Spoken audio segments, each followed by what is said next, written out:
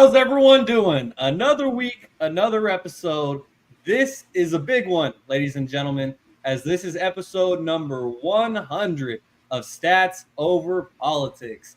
As always, I'm your host, Shaun Holko, alongside my guys. To my right on the screen, Kevin Dent. Under him is Garry Singh. And to his right is Jaevon Toddy. Guys, we have been at this for 100 episodes now. It has flown by since November of 2022. I'm very excited to be here with you guys.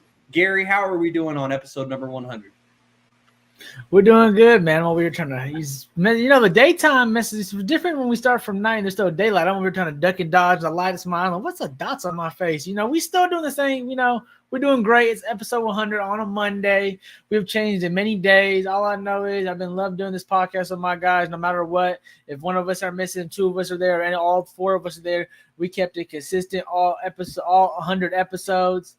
And we give the people what they want, and we appreciate all the support so far. I'm excited to keep on going, and yeah, let's get it, guys. Episode 100, three-ball. We in the three-digit range now.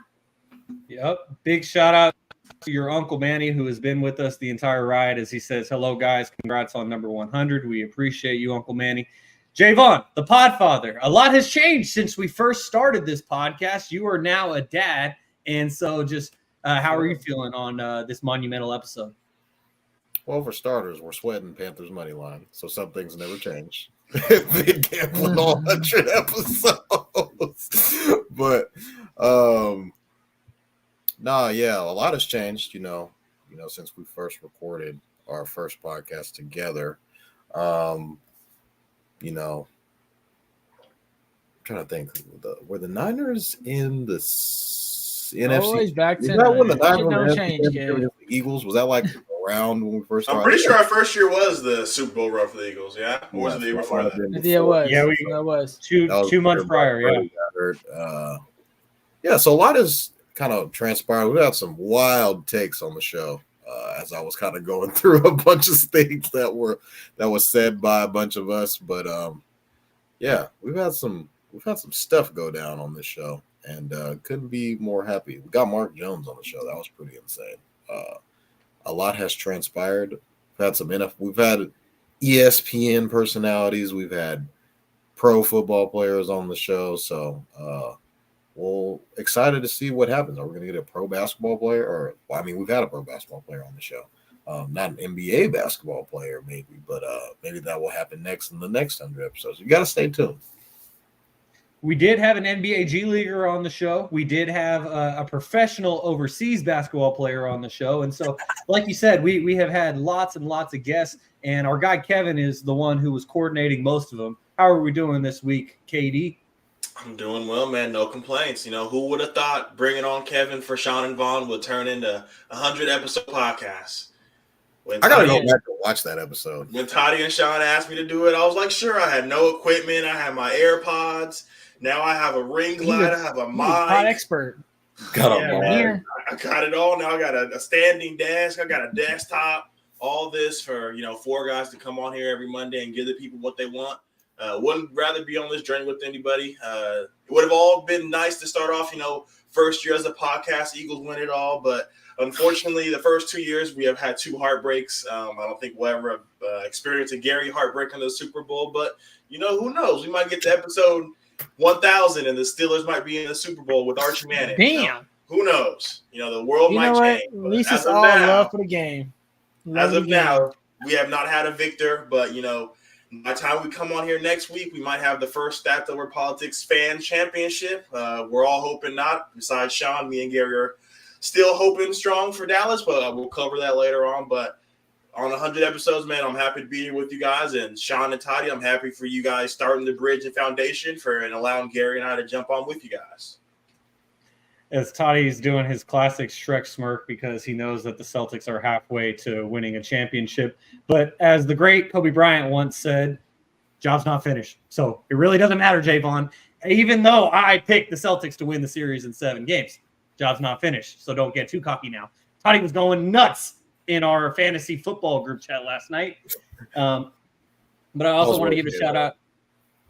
I wanted to give a shout out to brother Jesse, who says 100 of them things. We appreciate you as well, Jesse, for tuning in.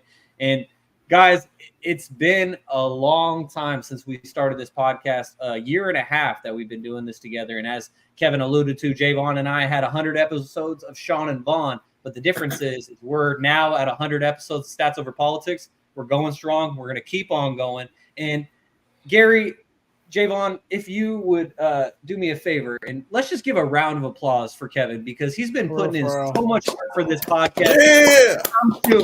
All the social, everything that you guys see on social media, Kevin made. He made all the pickups. He made all the videos. We wouldn't have content out there if it wasn't for Kevin. And so I know how much work goes into that, how much time. And I just wanted to take a moment to say thank you to Kevin, especially for these first 100 episodes, because you guys might be watching live right now, but if you didn't watch live, socials is the only way that you've been able to see what's been going on Stats Over Politics that week with one episode or two. And so shout out to Kevin. We appreciate you. And as I build him up, I shall now tear him down because we have had one in-person episode all together. And I saw that. Back in December, I believe, is what it was. And so I had it on the graphic for episode hang on, Vaughn's faces are hilarious. Here's the photo. Gary, I'm sorry, Garry. I'm sorry that you're covered by the microphone, but you know this is a good photo. And shout out to Kevin's bride Alyssa for taking these photos of us. Yeah, he certainly does have a Mike mustache. Keep the dope photos in the back, though. Shout out Vaughn for the crib. Exactly. Shout out to Vaughn. And as much as we like to joke about our guy, Kaz Johnson, a regular guest on the podcast, having to wear a 49ers jersey, he wasn't the only one, as now we bring back memories from the first 100 episodes. We appreciate Kevin for paying his debt, doing it at our first live podcast. And Kevin, you know what that means. Yeah, you can't say it's Photoshop. And Kevin, you know what it means if this is the only photo we have or photos from this one episode in person together. We just got to get you back to Cali to record another in-person podcast so we can get some more photos. That way I don't have to show Kevin wearing a 49ers jersey again. I'm sure that would make you pretty happy, right, Kevin? I'm here for that. Yeah, definitely. Awesome. Well, guys, let's not waste any more time. Let's get right into it with the NBA Finals, as Jaevon is quite giddy about it. The Boston Celtics held down home court, and they lead the NBA Finals 2-0. And so, Jaevon, you expected this to happen. I picked the Celtics to win in 7. I actually thought the Dallas Mavericks would take game 2. That ultimately did not happen. But let's toss it to the guys who picked the Mavericks first. Kevin, let's toss things over to you. Just what has been your reaction of these first couple games of the NBA Finals? Well, within the first 2 minutes of game 1, we got a text message from Toddy, and he referred to what Garry has said on the podcast, referring to Porzingis being a bum. And I thought back to my thoughts before the episode, and I didn't say it was a bum, but I was not expecting him to come in there. And I think he had 12 in the first quarter, 3 blocks. So Porzingis coming and being that difference maker, that thing that the Celtics missed. Having that shot blocker, that rim protector, Al Horford, gave it to him on the offensive end. But what Porzingis brings to the defensive end, Al Horford has just not been bringing that. And then it challenges the Mavericks because the Gafford and Lively can't just sit in the paint. They have to come out 28 feet or Porzingis is shooting a warm-up jump shot. But like we all know, we've all seen enough NBA Finals or playoff games. Role players play better at home. And we've seen it. Sam Hauser's going out there, shooting shots and walking down before it even hits the net. You have Peyton Pritchard hitting a half-court shot. This is what it's supposed to be. They're coming in. They're supposed to come in and set the tone. Game 1 came out, obliterated them. But game 2, Toddy posted early. Toddy is very frequent in the group chat. He said Luka's going to have 40 and lose by 10. And that's what it looked like. They came out really, really hot. And no matter what the Mavericks were able to throw the Celtics' way, the Mavericks always had a second thing to go at them. An interesting stat that I've noticed throughout these first 2 games, Kyrie Irving, as not efficient he's been on the offensive end, on the defensive end, he's just as bad. As the main offender, out of 17 shots, they made 11, and he has given up 27 points. Kyrie Irving is 0-11 against the Boston Celtics since leaving. Let me tell you some of the things that were going on the last time Kyrie Irving beat the Boston Celtics. Giannis didn't have a ring. The Nets' big three just became a thing. Porzingis was a Dallas Maverick. Derek Lively was a junior in high school. Jason Kidd was a Lakers assistant coach. And Dwight Howard was still in the NBA. So that is how long it's been since Kyrie Irving has beaten the Boston Celtics. There have been a boatload of teams to come back from a 2-0 deficit, or we got to see the Dallas Mavericks beat that other team. But there are 4 teams that have come back from a 2-0 deficit. Can you guys name me those 4 teams? LeBron. Okay. 2016 Cavs versus the Warriors. I seen this today. Some Boston team before did it. With, obviously, the team who did it a couple years ago, and the Bucks did it. We're talking about in the finals? In the finals, yes. Yeah, final, right? So a Celtics team, a Bucks team, and I think it was a Heat team. A Heat team, yes. There's one more team. They played the Mavs in the finals. Mm-hmm. And there's one more team you guys are missing. But I wouldn't blame you for not getting this right. We were just – it was a very, very long time ago. 1973 Boston Celtics. 1977 Portland Trailblazers. I thought Shaun knew it. I thought Shaun knew it. I won't say damn. I had Bill Walton on the mind, even though he played for the 80s Celtics. For some – man, okay. Well, at least I got the decade. I'll take it. And then I got one more question before I throw it to the fellow Dallas Maverick fan. Drew Holiday has the second most points through 2 finals games without throwing a turnover.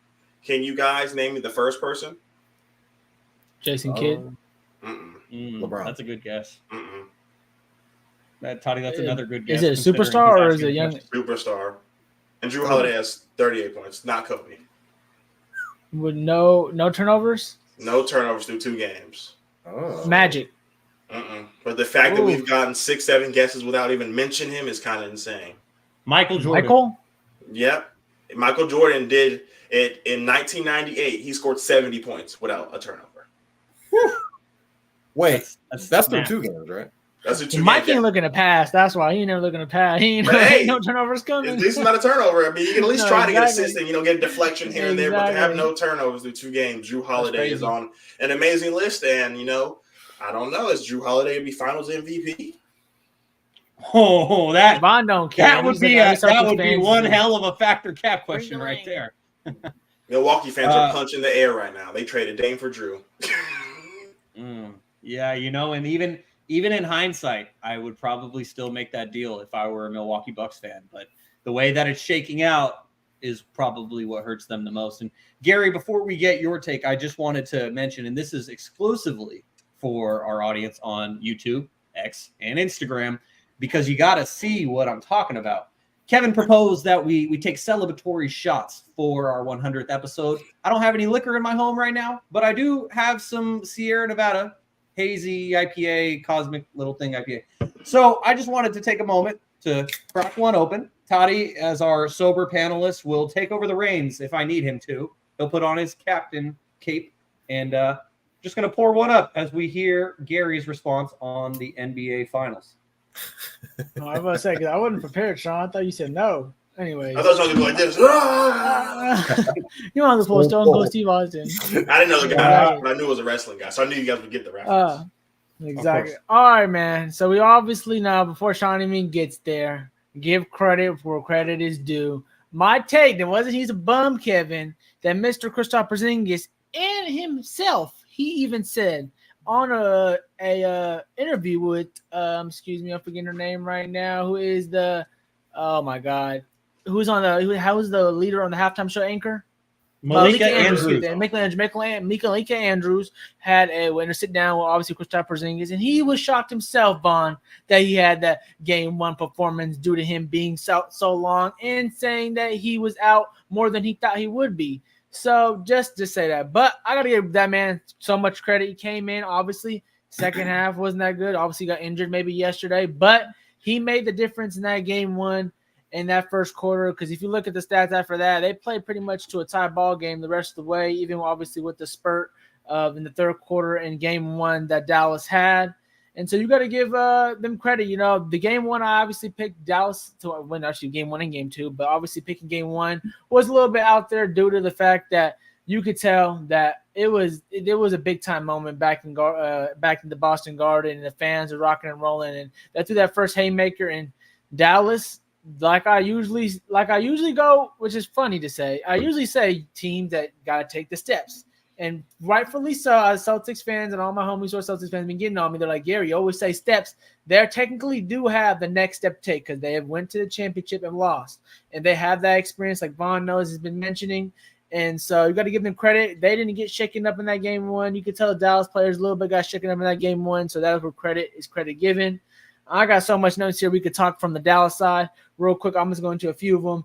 The adjustments we got to see, I think, game 3 is that basically what's happened here is we all know, Bonner mentioned it last episode too, they aren't doubling. They're not, Celtics aren't forcing the double. The Mavs aren't forcing the Celtics to double team Kyrie or Luka, which is basically letting the other guys who are hitting shots all day long, like the Joneses, like obviously PJ Washingtons and stuff like that, to hit these open corner threes. But obviously the airspace and those same shots are not getting there.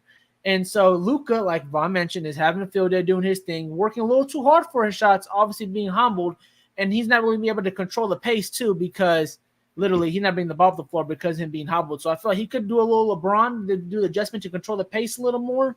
But at the end of the day, the real problem is offensively.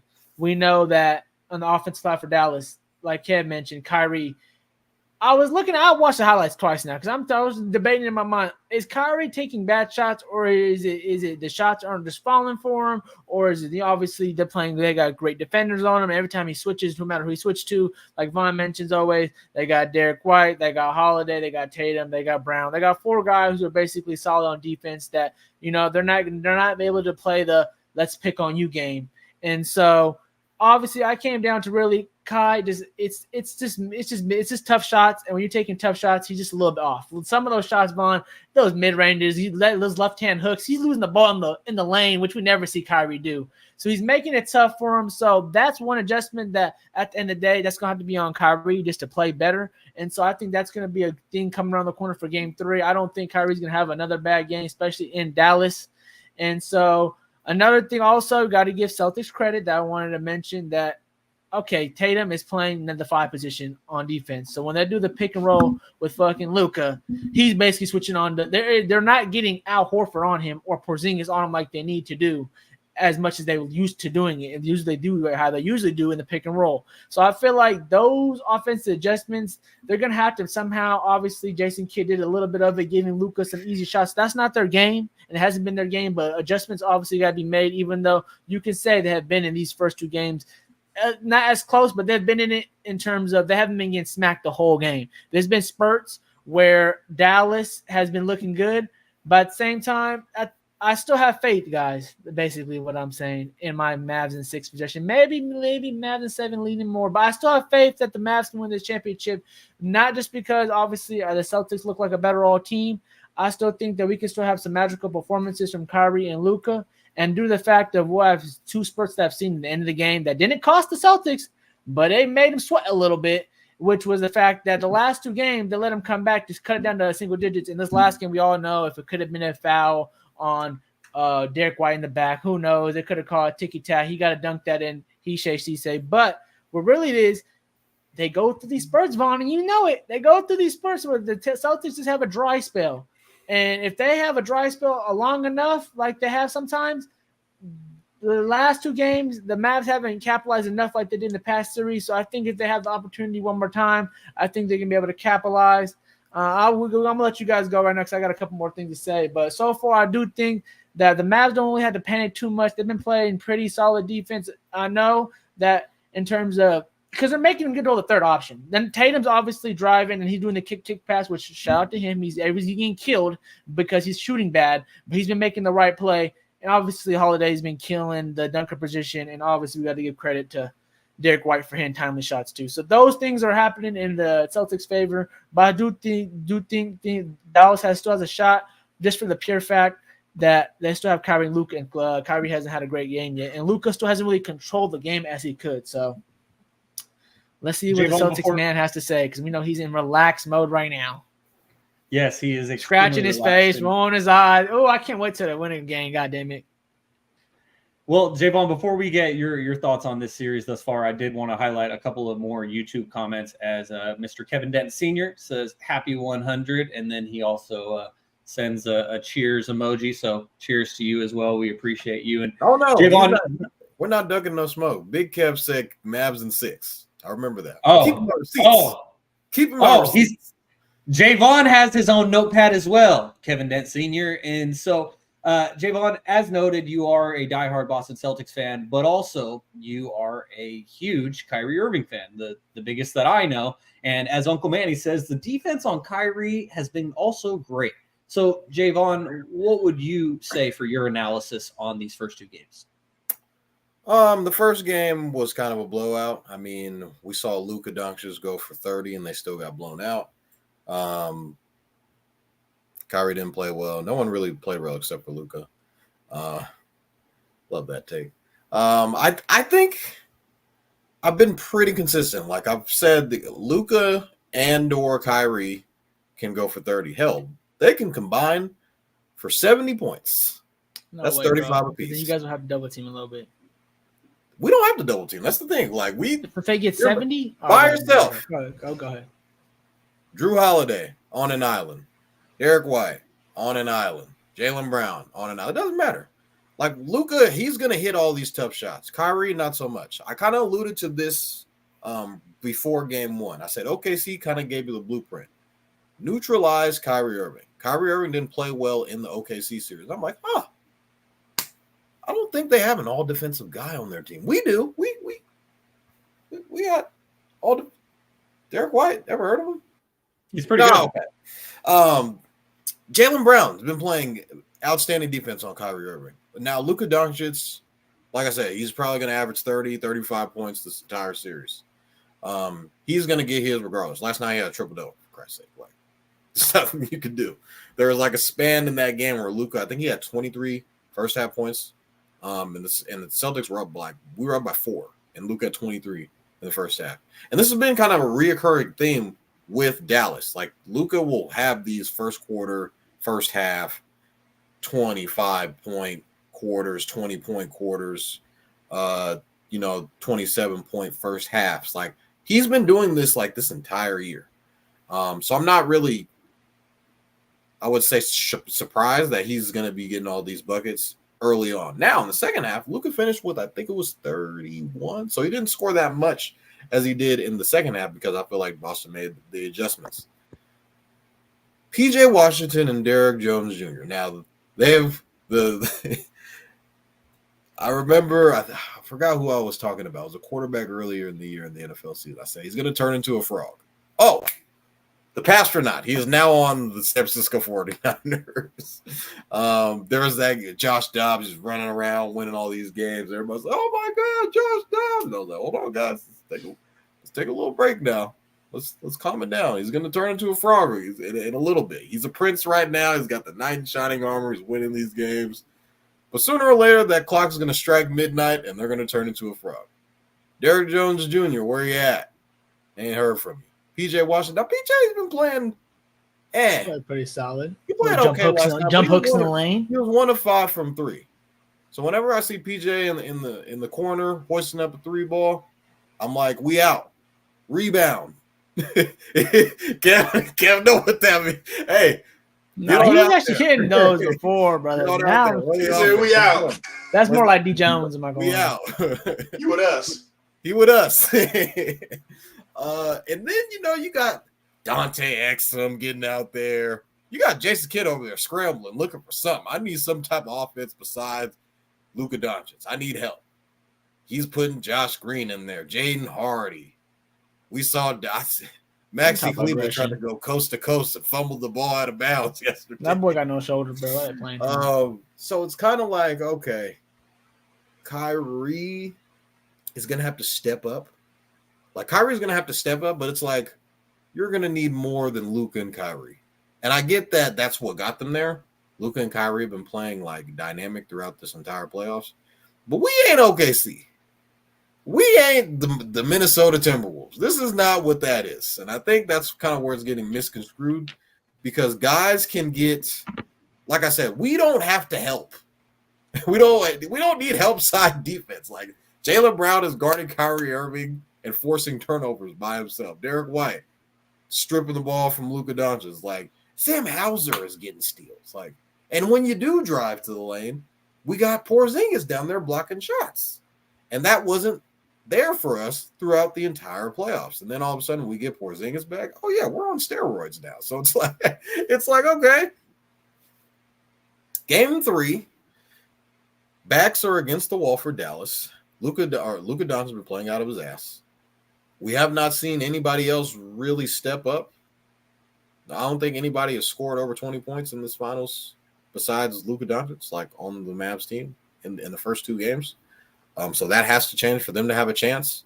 Really, for them to have a chance, like Luka has to go for 40 and Kyrie has to go for 30. That's 70 points combined. They have to combine for a minimum of 70 points, a minimum of 70 for them to have a chance. And Derek Jones Jr. has to find himself. I don't know if they need to go deep into the bench and grab a Tim Hardaway Jr. who hasn't really played this playoffs. Like Jason Kidd's looking for some type of offensive production from the 2 guys, and that's Kyrie Irving and Luka Doncic. And now we've had factor caps. Luka Doncic is the best, and Kyrie Irving are the best duo in the series. It's been one guy. He's been a one-man army this entire series so far. And the crazy part is, like, we shot 26% from 3. 26% from 3. We shot 10 for 39 from 3-point range. And we still managed to win the game. And Jason Tatum hasn't even played. Jason Tatum has not scored the ball well. But I do think he's being effective in other ways, being able to rebound, being able to assist on multiple occasions, getting guys to the basket. Like he had 12 assists yesterday. I think we're going to see a JT game.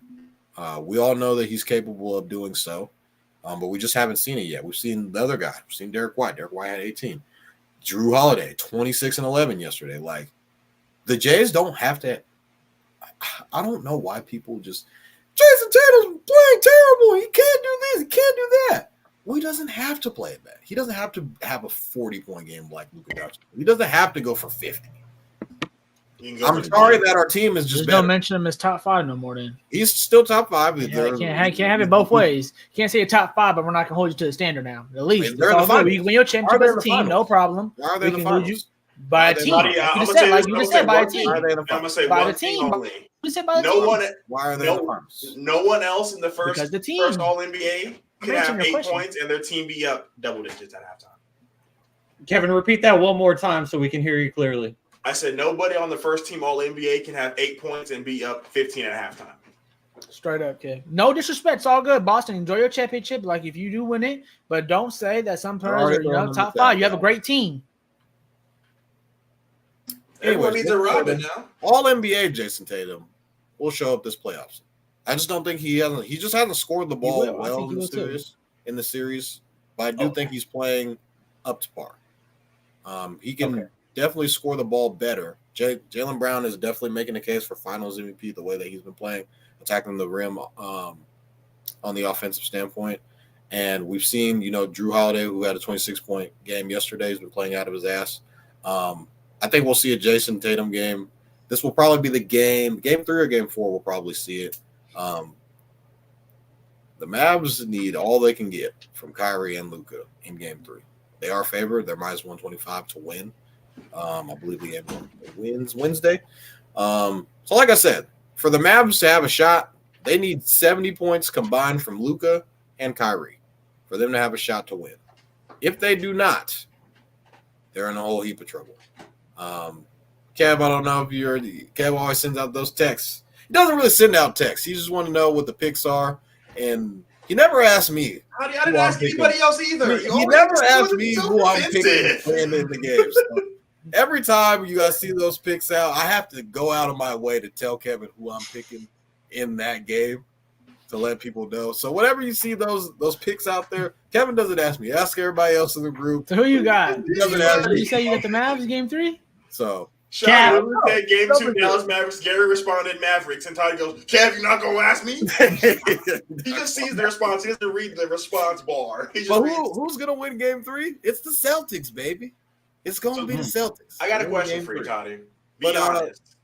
Go ahead, Kevin. If you guys were down 0-2 and Jason Tatum was playing the way he was, would you not come on here saying he needed to be better? Absolutely. I said it. I just said he needs to be better. He needs to score the ball better. He's doing everything else. I get that everybody's like, oh, basketball. You got to put the ball in the hoop. There's also rebounding. There's also playing defense. Damn, so he's a role player now? Getting your guys involved. I mean, hey, I get it. When you're an all-NBA guy, you're going to get a lot of scrutiny. All NBA role player? And,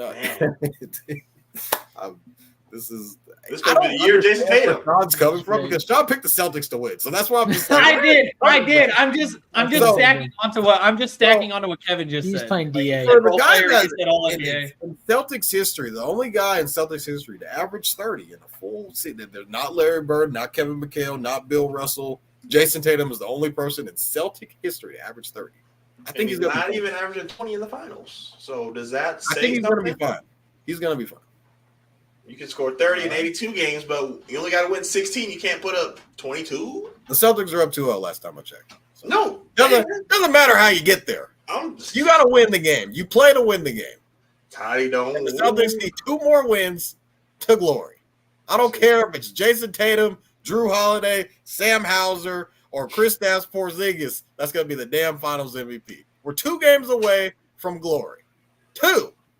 I don't give a damn what anybody's out there saying JT this, JT that. Who gives a damn? Job's not finished. Celtics fan. Job is not finished. We need 2 more wins.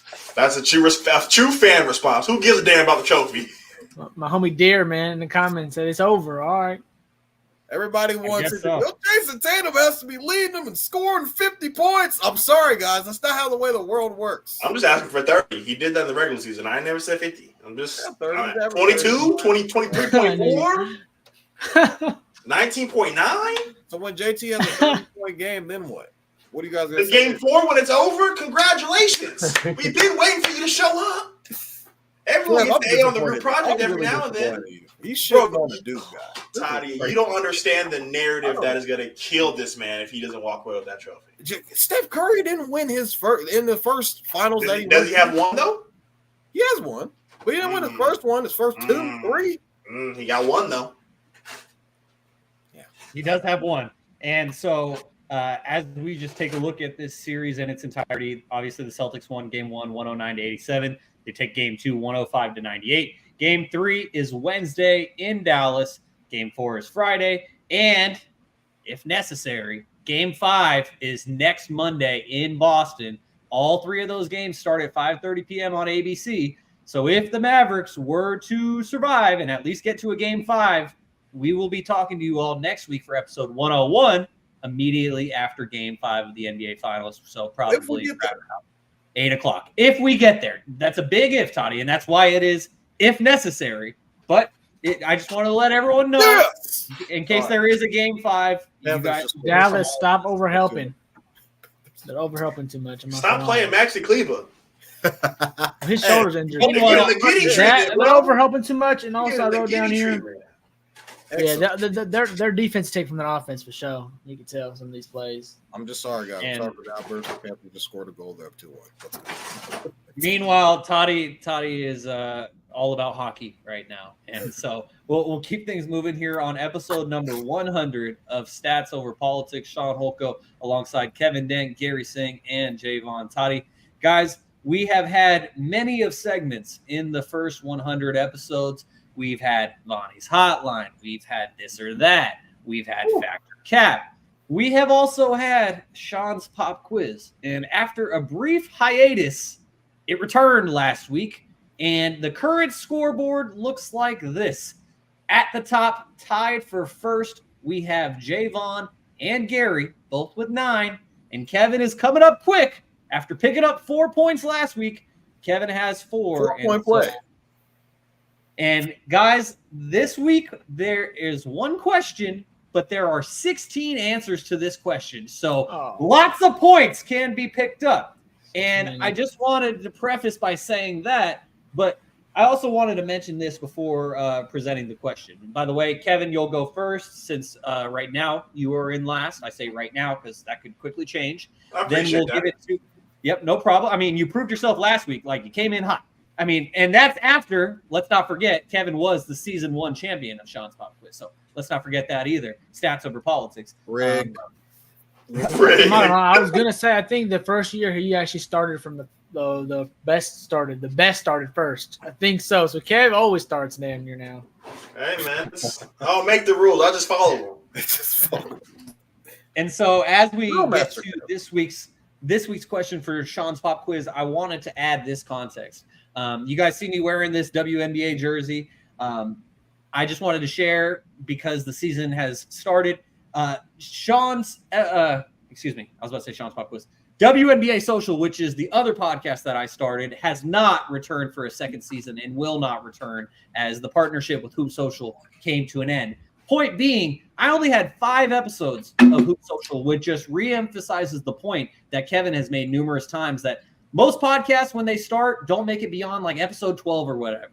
WNBA Social didn't make it past episode 5. So it's a huge deal to be here with you guys for episode 100. I'm very proud of all 4 of us, and let's keep it rolling to get to 200. With that, this week's Shaun's Pop Quiz question is this. 16, I said 16 women's basketball players have each won an NCAA title, a WNBA title, and an Olympic gold medal. I guess one. No, I guess. Who are they? Yeah, Kevin gets to go first, and then Garry, you're up after. So are we going like name for name, or I can name all 16? No, well, just in the art of fairness, we'll have an alternate. Yeah, thank you for asking. So, Kevin, give me one answer. I'll tell you if it's right or wrong. We'll move on to Garry, then Toddy, and just cycle all around until you guys run out of guesses. Perfect. Let's go. So, who do you got, Kevin? So, who has won? That is a women's basketball player that's won an NCAA title, a WNBA title, and an Olympic gold medal. There's 16 players who have done so. Sue Bird. Sue Bird, ding, ding, ding. That is correct. And, you know, that's a great guess because during the first 100 episodes of Stats Over Politics, Kevin met none other than the legend, the greatest point guard in women's basketball history, Sue Bird. So, ding, ding, ding. Ding, ding, ding. That is correct. Kevin gets a point, so now he's up to 5. Garry, moving on to you next. Who has won an NCAA title, a WNBA title, and an Olympic gold medal? Diana Taurasi, is that how you say her name? Ding, ding, ding. That is correct. Diana Taurasi is also on the list. So I gotta watch. I checked I was checking on who's on the Olympic team today. You know what I'm saying? Names are kind of fresh. Good job. And the Olympic team is what inspired this question. And Toddy, on to you. After we get Toddy's first guess, I'll give you guys a hint for the next round. But Jaevon, so far we're 2 for 2. Can you guess one of the 14 remaining? Candace Parker. Ding, ding, ding. That is correct. So Toddy gets a point. That's 3 out of 16. And so now, Kevin, we circle back to you as Garry and Toddy have 10. Kevin has 5. There are 13 remaining players that have won a women's basketball NCAA title, WNBA title, and an Olympic gold medal. The hint that I was going to mention, Kevin, before we get your guess, is that of these players, I'd probably say 12 out of 16 are notable. 12 out of 16 are notable. 4 of them, if you guys got the other 4, like I would be really impressed because I probably wouldn't. But 12 of them are notable. And of those 12, 5 of them are active WNBA players. Right now, you guys have only named 1, and that's Diana Taurasi. So, Kevin, we got 13 more. And She's still playing, yeah? Who? Isn't Stewie still playing? Brianna Stewart, ding, ding, ding, is correct. I wore this jersey just hoping that one of you would guess Brianna Stewart. That is correct. So Kevin gets a point. He's now up to 6. Garry, on to you next. We got 12 players left. I'm just going with great players right now. It's not a bad idea. Griner. Ding, ding, ding. That is correct. Okay. I was hoping. Garry gets there. All right. So, Toddy, I got on to one you name left. Asia Wilson? Asia Wilson, ding, ding, ding. That is correct. Asia Wilson has also done. You guys are absolutely on fire right now. I watched her on Paul George's. That was the only one I was gonna get. Well, hey, I hope she gets a shoe, bro. I think she got one or no. Yeah, she just deserves that, man. Yeah. She entertaining. That was a great podcast. First time And hearing it's her talk. been Casuals will say Caitlin. right. Well, Caitlin was a 2-time national runner-up. Okay, so now we're circling back around. Kevin, it's on you. We got 10 answers left, and of those 10, 6 are notable. Okay, here now we all the casual names out the way. I'm gonna guess Chelsea Gray. That is incorrect. Chelsea Gray went to Duke. I didn't know she could transfer or not. Yeah, unfortunately, she didn't get an NCAA title. She does have a chance to get a gold medal to accompany her 2 WNBA championships if she's able to play. She was named to the Olympic team. So Kevin doesn't get it there. Gary, now on to you. Do you have a guess? This is my last one I'm going to guess. I don't know one after this. I'm not going to lie. Only reason I know this is because shout out to Gilbert Arenas podcast. I love that podcast. She's always on there. Cheryl Swoops. I'm pretty sure she got it. She didn't. Really ding. That is correct. I got educated about her. She's a good player too. She's a great personality too. Shout out to her. Yep. So Gary gets that one. Cheryl Swoops is on the list. So Toddy, we now have 9 remaining. So let's see if quick math works for me. Yeah, we have 9 remaining, Toddy. 5 of them are notable. Do you have any more guesses? And then we'll do one last round to see if anyone has any final guesses. Give me Maya Moore for 500. Ding. Maya Moore is correct, Toddy. You got it. As Toddy and Gary both have 12. Kevin has 6. I was trying to go with the lead this week. Toddy. That's another name off of the list. So now we currently have 8 players left on the list. Guys, you have guessed half of the players who have won an NCAA title, WNBA title, and an Olympic gold medal. So what players are active? We did all the active ones or no? Yes, we still have 2 active players. One of them is notable. It's Cavs' turn, and right? at this point, unless you guys all have a bunch more guesses, I would just say at this point it's a free for all because you guys have already guessed half the names. The one name I want to say, I know she didn't win one in college. Toddy, I heard you. Sabrina Ionescu is incorrect, unfortunately. Go to Oregon, right? Lisa Leslie? She did go to Oregon. Lisa Leslie is also incorrect, but that's a good guess. Toddy, I will just say that Sabrina Ionescu probably would have won the 2020 NCAA title if not for COVID, but she Courtney Vandersloot? Nope, that is also incorrect. So Courtney Vandersloot, Sabrina Ionescu, Toddy Smart, he was guessing Liberty players. And so those are incorrect as well as Chelsea Gray. Any final guesses before we get out of here? How many are we missing that are still playing? Two that are currently playing, and then you got 3 Hall of Famers. Skylar Diggins? No. Skylar Diggins is incorrect. She fell short in the NCAA tournament when she was at Notre Dame. Cheryl, no, she didn't win. I know it got to be some player from UConn. Did she win a natty at USC? Some player from UConn, goddammit. Cheryl Miller did win a natty at USC, but she did not. No WNBA championship for Cheryl Miller. Cheryl Miller's prime was like right before the WNBA happened, and Cheryl Miller's career ultimately is one of the catalysts that inspired the WNBA. Like the reason why they have the WNBA. Cheryl Miller. She's a big reason. She's a really big reason. Any final guesses, guys, before we move on to our next segment? Nope. Kelsey Plum. Right. No. Kelsey Plum is a good guess, but yeah, she didn't win one at UW, so that is incorrect. So here are the remaining 8. So of the active players, member of the Las Vegas Aces, you guys guessed everyone else. Wow. Jackie Young. Jackie Young is on this list. As Jackie Young won a title. I actually looked at these. This week I was interested in the randomest thing on all the players in the NBA. So I started going through all the rosters. Oh, this player's gonna be good. So Jackie Young is among the notables who is an active player. The other active player that's on the list, I know who this is, but I would have never guessed her, is Stephanie Dolson. She's currently a center for the Washington Mystics. She used to play for the New York Liberty. Other names on the list, Tamika Catchings, one of the best defensive players of all time. Swin Cash.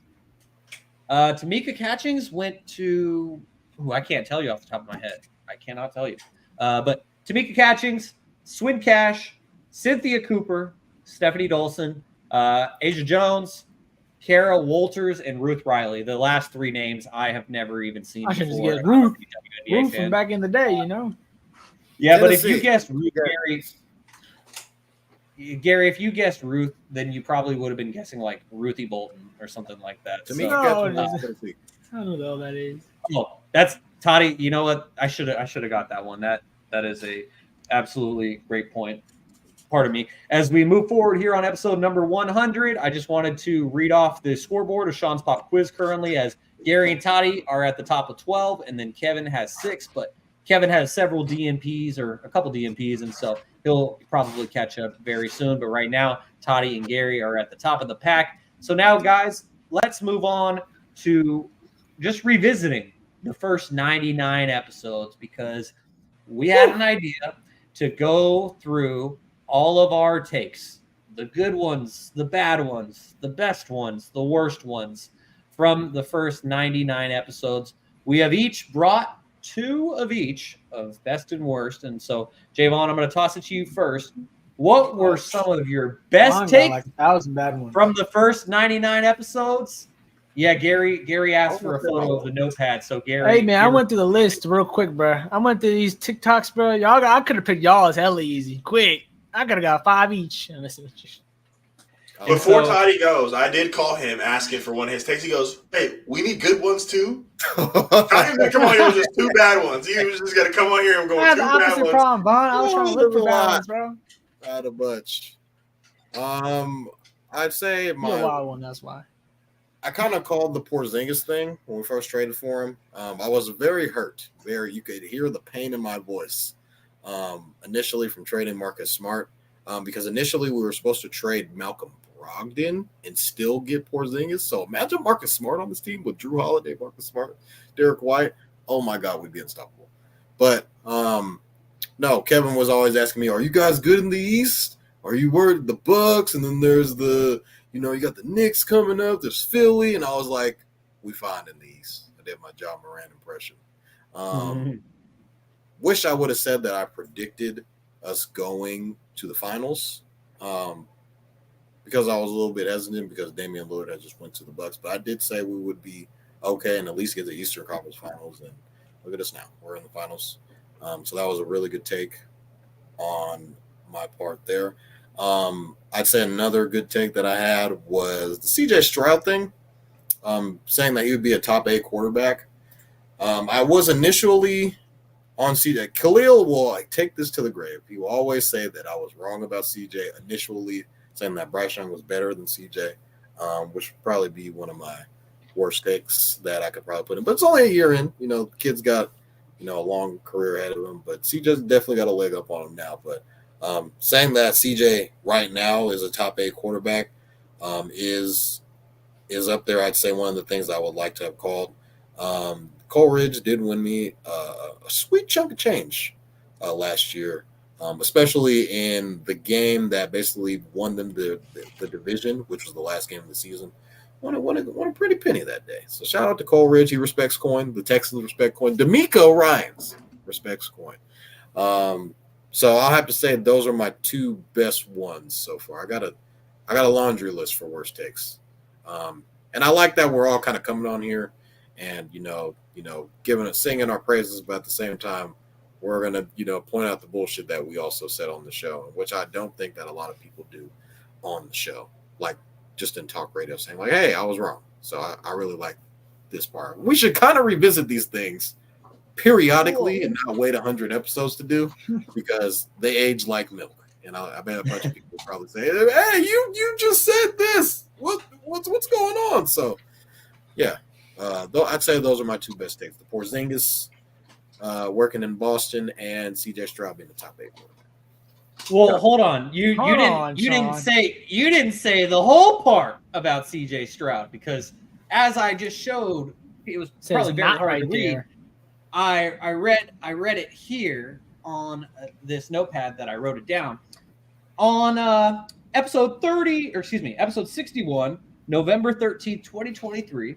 Jaevon Toddy said, and I quote, "CJ Stroud is not a top 8 quarterback as of week 10, but if the Texans win the division in 2023, he is a top 5 quarterback." And they did go on to win the division. So, Toddy, are you standing 10 toes down that C.J. Stroud is currently Bad film session, a Mom. top five quarterback, not top 8?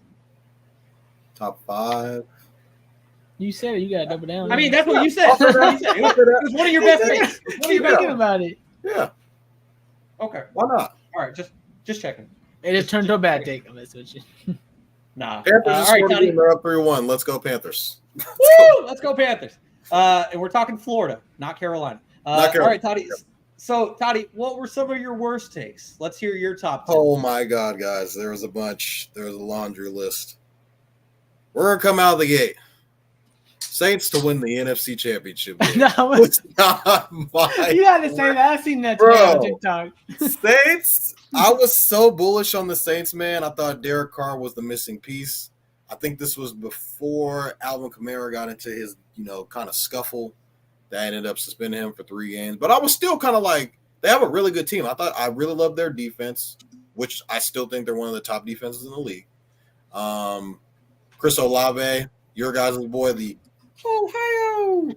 There you go, Shaun. Yeah, Olave, I thought was going to be a key piece for them. I just thought that Derek Carr would.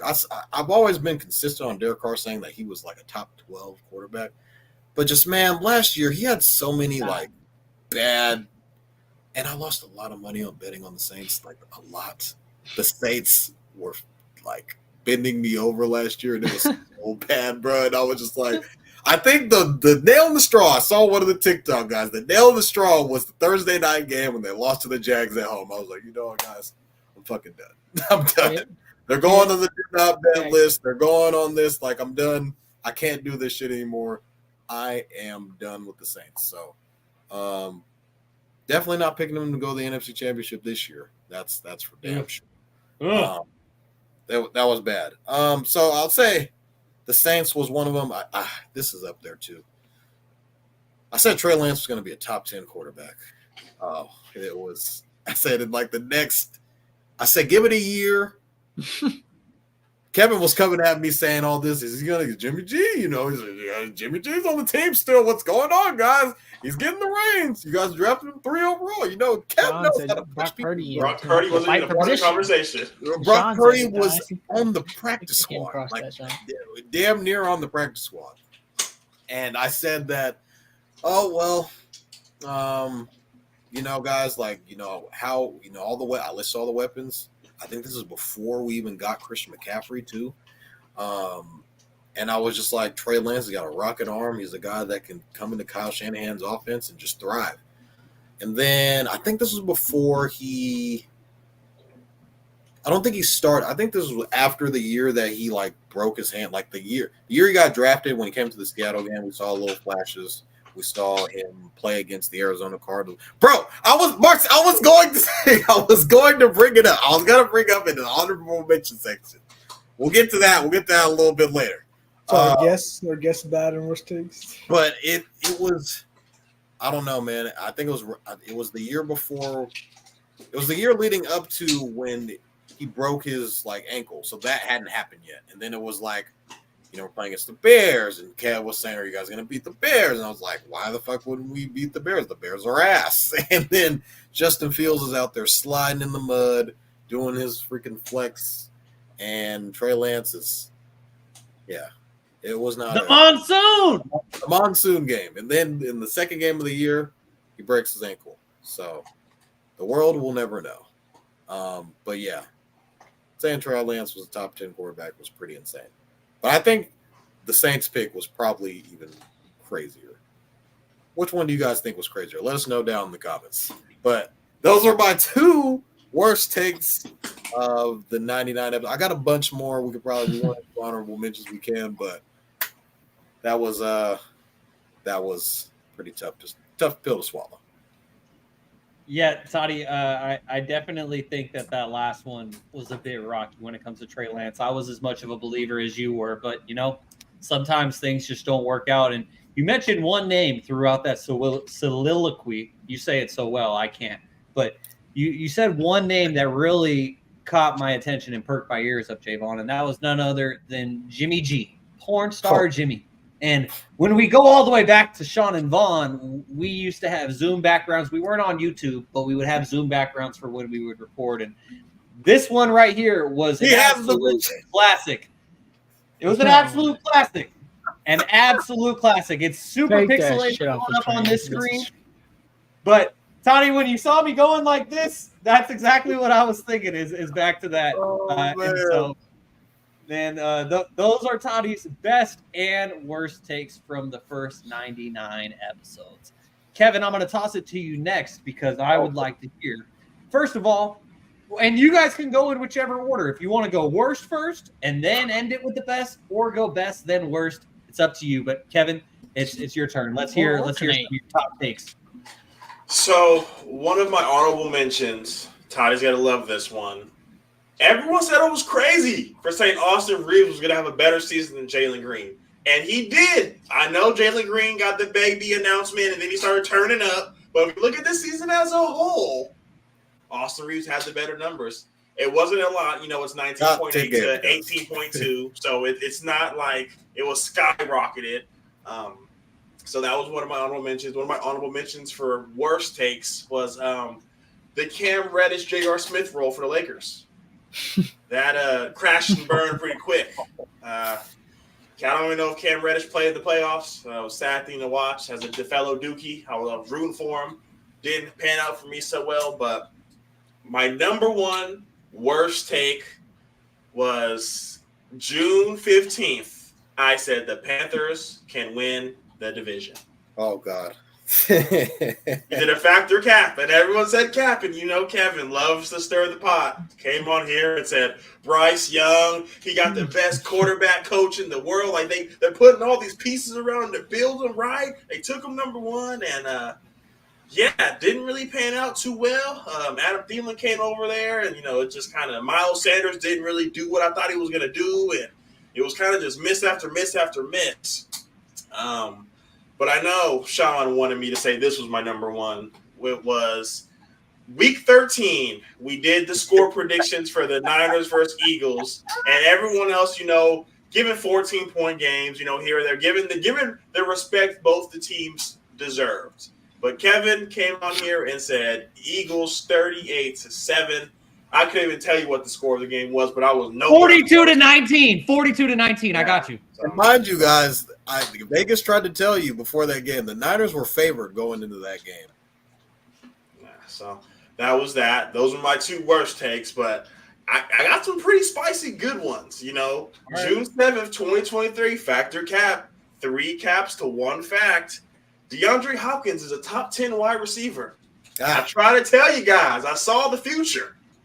Fell off like the meat off a bone, just fell off on the ground. DeAndre Hopkins. You called that one too, Kev. Called it one June 7th. But another one that I called June 20th, Bradley Beal is not a top 25 player. There is one player on this list that I don't bring Shaun up with this. Yeah, I hope he has that on his team. Oh, I got a lot coming. So out of all 25 players, there's probably one player that you can kind of, pull teeth and say, he's maybe better than him. I had Brandon Ingram on this list. They both played like shit, but Bradley Beal averaged 9 points in the playoffs, and BI averaged like 12. So, if it's stats over politics, he's still better than me. I had better numbers, but that was probably one of my best takes. And another honorable mention, I know it doesn't count because it was a shoulda, coulda, woulda, but June 11th, no, 8th, we did an episode. My dates might be wrong. June. So we did a factor cap. Can a quarterback not named Patrick Mahomes win MVP? And if Jalen Hurts doesn't get hurt, goddammit, Kevin called that shit months in advance. I know it doesn't count because it shoulda, coulda, woulda, but that shit would have aged like wine if Jalen Hurts didn't get hurt. Word to my mother, that would have hit. Word to my mother. Coulda, woulda, shoulda, did. Shoulda, coulda, woulda. Go ahead, Shaun. Oh, wow. All right. Well, that I don't know if I agree with that last one, but thank you, Kevin, for highlighting the 38-7 blasphemous score. By the way, Kevin, I just finished my first beer. Cheers to you and your Sierra Hazy IPA. Good old water for Garry and Jaevon. And so I will now give my worst and best takes, and I got a lot. I know we were only supposed to come with 2, but I came with 3. We got a laundry list, guys. Oh, I thought you were about to say you came with 30. I got a laundry list. And at Gary, after we hear all of yours, I got a couple of honorable mentions that I would like to list from everyone, including a very notable guest that we had once upon a time. And so as far as my worst takes go, Toddy, I'm talking directly to you with this one. Sacramento State women's basketball will not lose by 20+ points at UCLA. I said that on March 13th, 2023, episode number 19. The Hornets lost to the Bruins by 24 points, and with it, I lost $20 to Jaevon. So, Well, the money one. Shaun remembers that for sure. congratulations to you, Jaevon. Of course, I remember that. I should have did that. I know. Okay, send me some money, Vaughn. I don't know. I shouldn't remember what y'all paid me for. I forgot. So, There we go. all right. So I don't know. my other 2 worst takes, and I know we were only supposed to come with 2 each, but the reason why I have 3 for this one is because these 2 were kind of combined. And this is kind of related to what Kevin said earlier. That's why you saw the reaction on my face. So the first one, and this is probably my most notable take that I have made in 99 episodes on this podcast. The gentleman on this panel will not let me forget it. And, it aged not like milk, Toddy. It aged like moldy-ass milk, like disgusting. Like take it out the fridge. It's stinking up the whole apartment.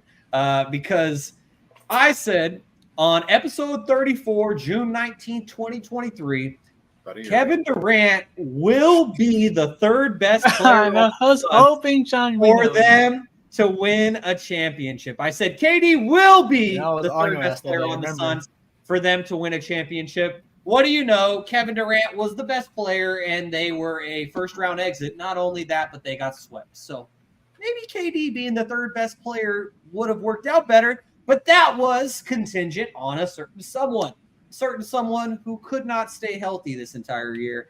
And unfortunately, that man is Bradley Beal, who I said on that same episode, 34, June 19, 2023, I said, and notice, guys, I worded it very carefully, but it's still a freezing cold take. I said Bradley Beal could be a top 15 player in 2023-24. Kevin said he won't be a top 25 player. For some reason, I thought it was possible that he could be top 15. That one was pretty awful. And so those are my 3 worst takes from the first 99 episodes. Now to my best ones. 2 of these was just answering a question that we posed on the podcast. I got it right, so I considered it a best take because I got it right. Doesn't happen very often. But the first one was, where will Derek Carr go next? I said Saints. That actually happened on episode number 16, February 20th, 2023. Jaevon said Jets. Yeah, I wish I would have bet that. But Jaevon said that Derek Carr would go to the Jets. That was ultimately Aaron Rodgers. Gary said that he would go to the Dolphins. Tua said not so fast. And Kevin said that he would go to the Buccaneers. Instead, it was Baker Mayfield. Playoff Baker. And so another one that I had on episode 17, February 27, 2023, we were talking about what might happen with the Brooklyn Nets. And I said that they would miss the playoffs. And now I'm realizing that I had my years mixed up because I was thinking when I wrote this down that it was 2024. It was actually 2023. So they made the playoffs. Let's just eliminate this because I was wrong. So was Kevin, as we both said that they would be out. Jaevon said that they were in the playoffs. So, hey, Jaevon, I guess you got a bonus best take. So congratulations because I messed up my notes. And finally, on episode number 71, the first day of this year, January 1st, 2024, I said the 49ers are going to the Super Bowl. It's a good thing I said going and not winning because that would be a freezing cold take if I had said the latter. Anyways, those are my 3 worst and best takes. Actually, it's really more so 3 worst, 2 best, and a bonus one for Toddy. But those are my takes from the first 99 episodes. Gary, as I refill my beer and get a second one for the second hour, let's hear your worst and best takes. All right, guys. It's been 100 great episodes. Like I said in the beginning, I've been loving doing this with you guys. 4 guys just talking about the sports they love, so it's been fun. I have a lot. This was a fun activity. I love to hear what you guys say, especially because you're all going back and getting on each other again. So it's been cool. I gotta start off with the best takes, obviously, and obviously Kev already mentioned it. I gotta mention it. It's the back-to-back. Me, Ryan, the baby goat. I ain't gonna lie. It's been, you know why it's a double whammy for y'all? Because it was in basically heart-crushing fashion to beat the Eagles and then beat the Niners. So, that just gave me all the pride in the world. I know Kev said no one on this has won a fan championship, which is right because I'm a Steelers fan. But I damn near been a Patrick Mahomes fan in a little closet, I guess. So, me guessing that back-to-back and riding that, even we all know it looks like that's a obvious take now because they won back-to-back. But there was some time people were counting out the Chiefs down that road, and I just kept rocking away with that Mr. Goat, so baby goat. So, yeah, so that was one of my best takes. Another one that I came across, and obviously as a Kings fan, when me repping my gear today, had to bring up, I said, I should have wrote the dates down like you guys. You guys are so smart. I was just going through TikTok fast. Oh, I said that. All right. But then I had said before the series before the series versus the Warriors, Kings will win at least 2 games against the reigning champions. And we just did not do that. We won the first 2 games, Kevin. Even though we ended up losing this series, we ended up pushing them to Game 7, where one of the greatest players of all time really had to drop 50 and go to one center to beat us.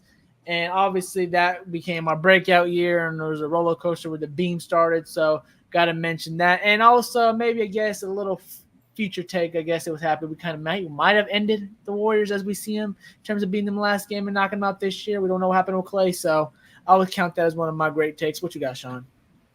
I just wanted to add on to that take because that's what I had under my honorable mentions if you didn't get to it. And what I wanted to add is Toddy also nailed that one because when Garry said, and I quote, the Kings will win at least 2 games in the first round on episode 23, April 4th, 2023.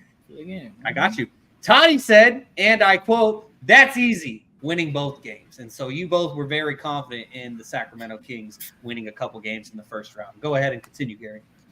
All right. And I'm not going to lie, I had a lot of good takes, y'all. I'll be a lot of writing this. I know my playoff, run this series ain't been that great with looking at the record, but, it was pretty hard for me to find some bad takes. Not mess with you. All right, I'm going to give the honorable mention one that it was pretty harsh. I'm not going to lie because I don't be wild as y'all Bond be. Bond be wild. Kev obviously want to throw a dart at people. So, I put a DA when it's possible, but I'm not going to lie. I think one of my worst takes, I also honorable mention. It's not on my list, but I'll mention it for you guys. I seen it again today. I was specific when I said, which I'm not going to say I was wrong, but I'll give you guys that overall looks kind of bad. You're taking it to the grave, guys. The BAM take. I'm taking it to the grave, low-key, Vaughn. The BAM take, but I said, I looked at the video today just so I can make sure that I was maybe not hearing things earlier. Y'all kept telling me, no, you didn't. I did say this playoff run, and that playoff run, that BAM did go to the finals, and AD didn't. But all in all, AD is still better than BAM, so I shouldn't even really mention that in the conversation, especially obviously with the load that he probably carries, but having a weaker team during that time. So I'll concede that because the guys ain't getting on me. All right. Another bad take. I got this only time stamp I did getting. I don't know. I just thought about it when I did this one. 2023, November 30th. I said the Bills are really in trouble after losing to the Eagles. And I said, damn near. I didn't say it basically, but I'm going to say basically I did say it. I said they weren't going to make the playoffs after that point. That was in 2023. And I think the Dolphins were ahead of them. I think they had the Chiefs. I was like, if they lose these next couple games, it's pretty much a wrap. Credit to them. I never, ever believed in the Bills, and so far that's held true for me. But give them credit. I think the Dolphins ended up during that time falling off last year, and then obviously the Bills really risen to get the division and ended up making the playoffs. So that was a freezing cold take from me that hating on Bills Mafia at the time. So got to give myself that one. And another one that I did come across that I'm not going to lie, there's no video of a TikTok or anything, but I just know who I picked. And I know it was bad, and I know I'm surprised. We're up. What'd you say, Vaughn? Panthers win 4-1. Oh, yep. Shout out to you. All right. The one take that I didn't see a video. I just remember me saying it once I came across one of you guys talking about. I know what side I was on, and that was horrible for me for saying. It was me thinking pretty much every year that Russell Wilson as a Bronco was going to do something in the Broncos jersey. I thought he was going to go to a playoff, maybe bring some Broncos, some winning culture. Obviously, I was purely wrong at that. They did not have from that. They did not. Hold on, Shaun. It's going to come in this full circle. That's why I picked this one specifically. They didn't have no really good points and nothing like that. So I picked Russell Wilson as my bad take. But the crazy part is he is my quarterback again, and I will believe in him, Shaun. Even though we got a couple backups still. But I'm gonna believe him again. I'm gonna keep riding Russell Wilson because he's on my team now. But I was riding one of them then, especially coach that didn't ever coach before, and Hackett and the whole shebang. Thought they were gonna be good and with the offense, things of that nature. And I think all those guys I picked, I think on my fantasy that year, and Sutton and all those guys didn't really do any much for me either. So, I was running that Broncos year, and that was a bad choice by me. So I would say those are my two good best takes I've seen today, and my two worst takes so far. Like you guys said, there's probably plenty of good ones, plenty of bad ones from all of us. Like I mentioned again, just want to say that we all have fun doing this, all talking about sports and just getting on each other for fun. So it's been fun hearing this, man. It certainly has. And guys, unless you have anything else that stands out to you, I'll just Kevin, let's hear it. I got a couple. For who? June 15th. Toddy said Justin Fields will have a better year than Jordan Love. Oh, Running back. The funniest part is you guys like Jordan Love. It gets worse. It gets worse. Factor cap. Kenny Pickett is better than Daniel Jones. 3-1. Shaun. That's still looking good, man. No, it's not. That for me. That's a good take for me. Dan Jones ain't looking that good though, man. All right. And then I got Hey, he's hurt. He ain't terrible. He's hurt. He's traded. I don't care now. All right, Shaun, you're right. Week 4 last season, we did a factor cap where the Vikings frauds, and Garry said and basically predicted the rest of their season, and that's the season they ended up losing to the Giants first round. So Garry did it. I'd give him his kudos for that one. Thank you. Toddy, you got any more?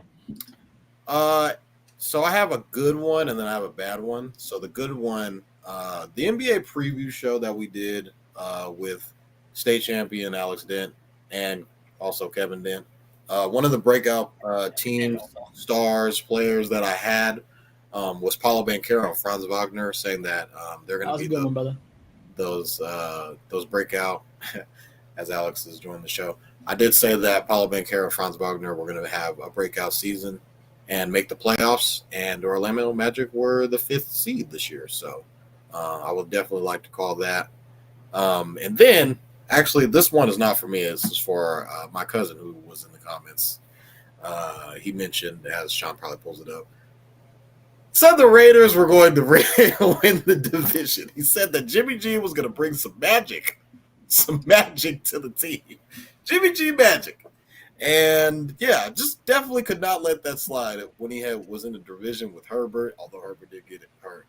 Russell Wilson at the time with Sean Payton taking over the helm, and obviously Patrick Mahomes in the division. So I just never thought it made sense, but he said Jimmy Garoppolo was going to win the division. That blew my mind. So those are the add-ons that I had.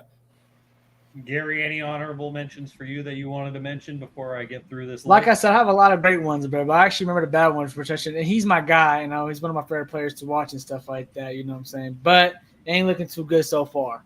I'm pretty sure I said Jordan Poole is going to do solid in Washington. Ain't looking that good, my brother. I said 25. Yeah, exactly. So they ain't looking. That's to be determined. We got some to be determined ones still. So you know what I'm saying? That one not looking that good, but he's the highest paid bench player in the NBA. Yeah, it just wasn't a great first year. Hopefully that man can help fix himself because he got talent. We seen kid. He can score. Just hopefully he can make that translate again in Washington. Washington does suck. So sometimes you can't know. He might be blaming you. So who knows? But I'm trying to see any good takes. Anytime I pick against the Dallas Cowboys, great take. Anytime I again pick the Niners, great take. So Yeah, I don't know about that last one. All right, so here is a quick speed round of the best and worst takes from the first 99 episodes. I got all of these strictly off of the notepad. We filled up one whole sheet. We're halfway to filling out another one. And so all of these are from the notepad. And believe it or not, a majority of them are the worst and not the best. So here we go, guys. Toddy, I got 4 of them for you. On episode 5. Is that the most you have for anybody?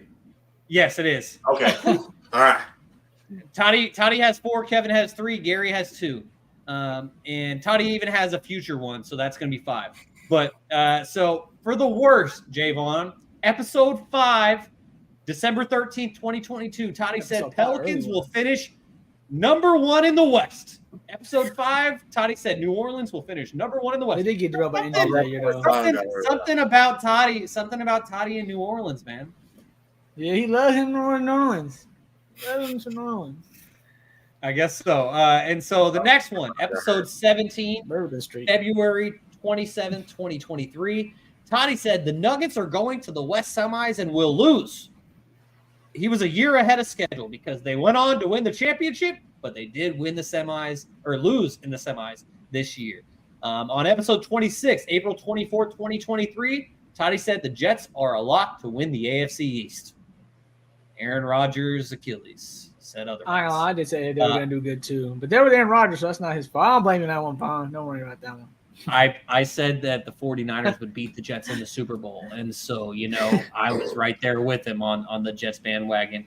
As Uncle Manny says, on episode 100, Cowboys will win a Super Bowl before the 49ers, Eagles, or Steelers. We all in. Okay, Uncle Manny, we're coming back at you when the 49ers or the Eagles. I don't think it'll be the Steelers, but we'll come back at you when the 49ers or Eagles win a Super Bowl. They won before y'all. Just FYI, bro. All right. Tell you Tommy, that you win a championship, Gary. Let them know. Yeah, remember that. So, Toddy, the last one that I had from you is episode 27, May 1st, 2023. This one I could relate to, given 2 of my worst takes. But Jaevon said the Suns will have 3 All-Stars. Kevin Durant, Devin Booker, Bradley Beal. Bradley Beal got all of us, man. He got all of us. And so, Kevin, I got 3 for you. On episode 16, February 20th, 2023, Kevin said, I'm taking Jalen Hurts over Patrick Mahomes, Justin Herbert, Josh Allen, and Joe Burrow. Okay, well, that's 1 out of the 4 he's not better than. He's definitely better than Josh. Joe was hurt, so you can say what you want. But he's not better than Patrick, but you can make an argument for the other 2. Okay, at least Kev said that, but during that time, remember, he was on that. At least Super Bowl when it all came to light. I'm telling you, that season, I had all the good takes, bro. I'm just fucking. You almost missed that podcast. Bradbury, man. God damn it. I just remember when I heard Mahomes, I was like, okay, let me write this down. And I was like, who else? Okay, gotcha. And so another one, episode 22, March 27, 2023. Kevin, and I think this was just to antagonize Jaevon, but Kevin said, Shedeur Sanders is the 2023 Heisman Trophy winner. Hey, through 3 weeks, you never know. That shit was popping. First 3 weeks, we was all Colorado fans. That was active. Then Travis Hunter went down, man. Then it all went south. But Caleb didn't win it, so it was that's a fact. My troll was successful. And Kevin, I think I actually only have 2 for you because the third one was that Eagles 49ers score. There you go. All right, Gary, I got 2 for you. So on May 1st, 2023, episode 27, Gary said Karl Anthony Towns will be a top 3 third best center in 2023. I was going to put that as my best take today. Whoa, Gary. But he's not a center, though. He's a forward. Last time I checked, Karl Anthony Towns did make an All-NBA team this year. Means he's not a top 3 center or even a power forward. Who'd you take him, though? You want to take him over 2 for sure, though. I'll take him in the top. God damn it! Don't come on here talking crazy now. I'll take him in the top 10, not top 3. If Minnesota wasn't the number 1 seed, y'all was really shitting on him like hella hard. That's why I went hard from that day. I remember that. It's poop. Look in the playoffs. Sorry. Oh, okay. I know you're watching, Wesley. I apologize. You guys went farther than the Kings. I get it. Ha ha. But we're all in Cancun together, waiting for time. He helped beat Joker. Oh yeah, he helped beat Joker. Oh man. Shout out to Wes since he was mentioned. We have to pull up the picture since his name was mentioned. All right, so and then Gary. Yeah, he sure does. Gary, this last one is extremely recent, but you proclaimed on episode number 99, June 3rd, 2024, the Mavericks will win Game 1 in Boston. Didn't come close. So, unfortunately, that one was a bad take. All my picks this year. I wanted to mention a couple of takes from one of our notable guests, none other than Kenny Caraway of D-Lo and KC on ESPN 1320. who joined us for episode number 39 on July 12th, 2023. And Kenny had 2 takes that were absolutely spot on.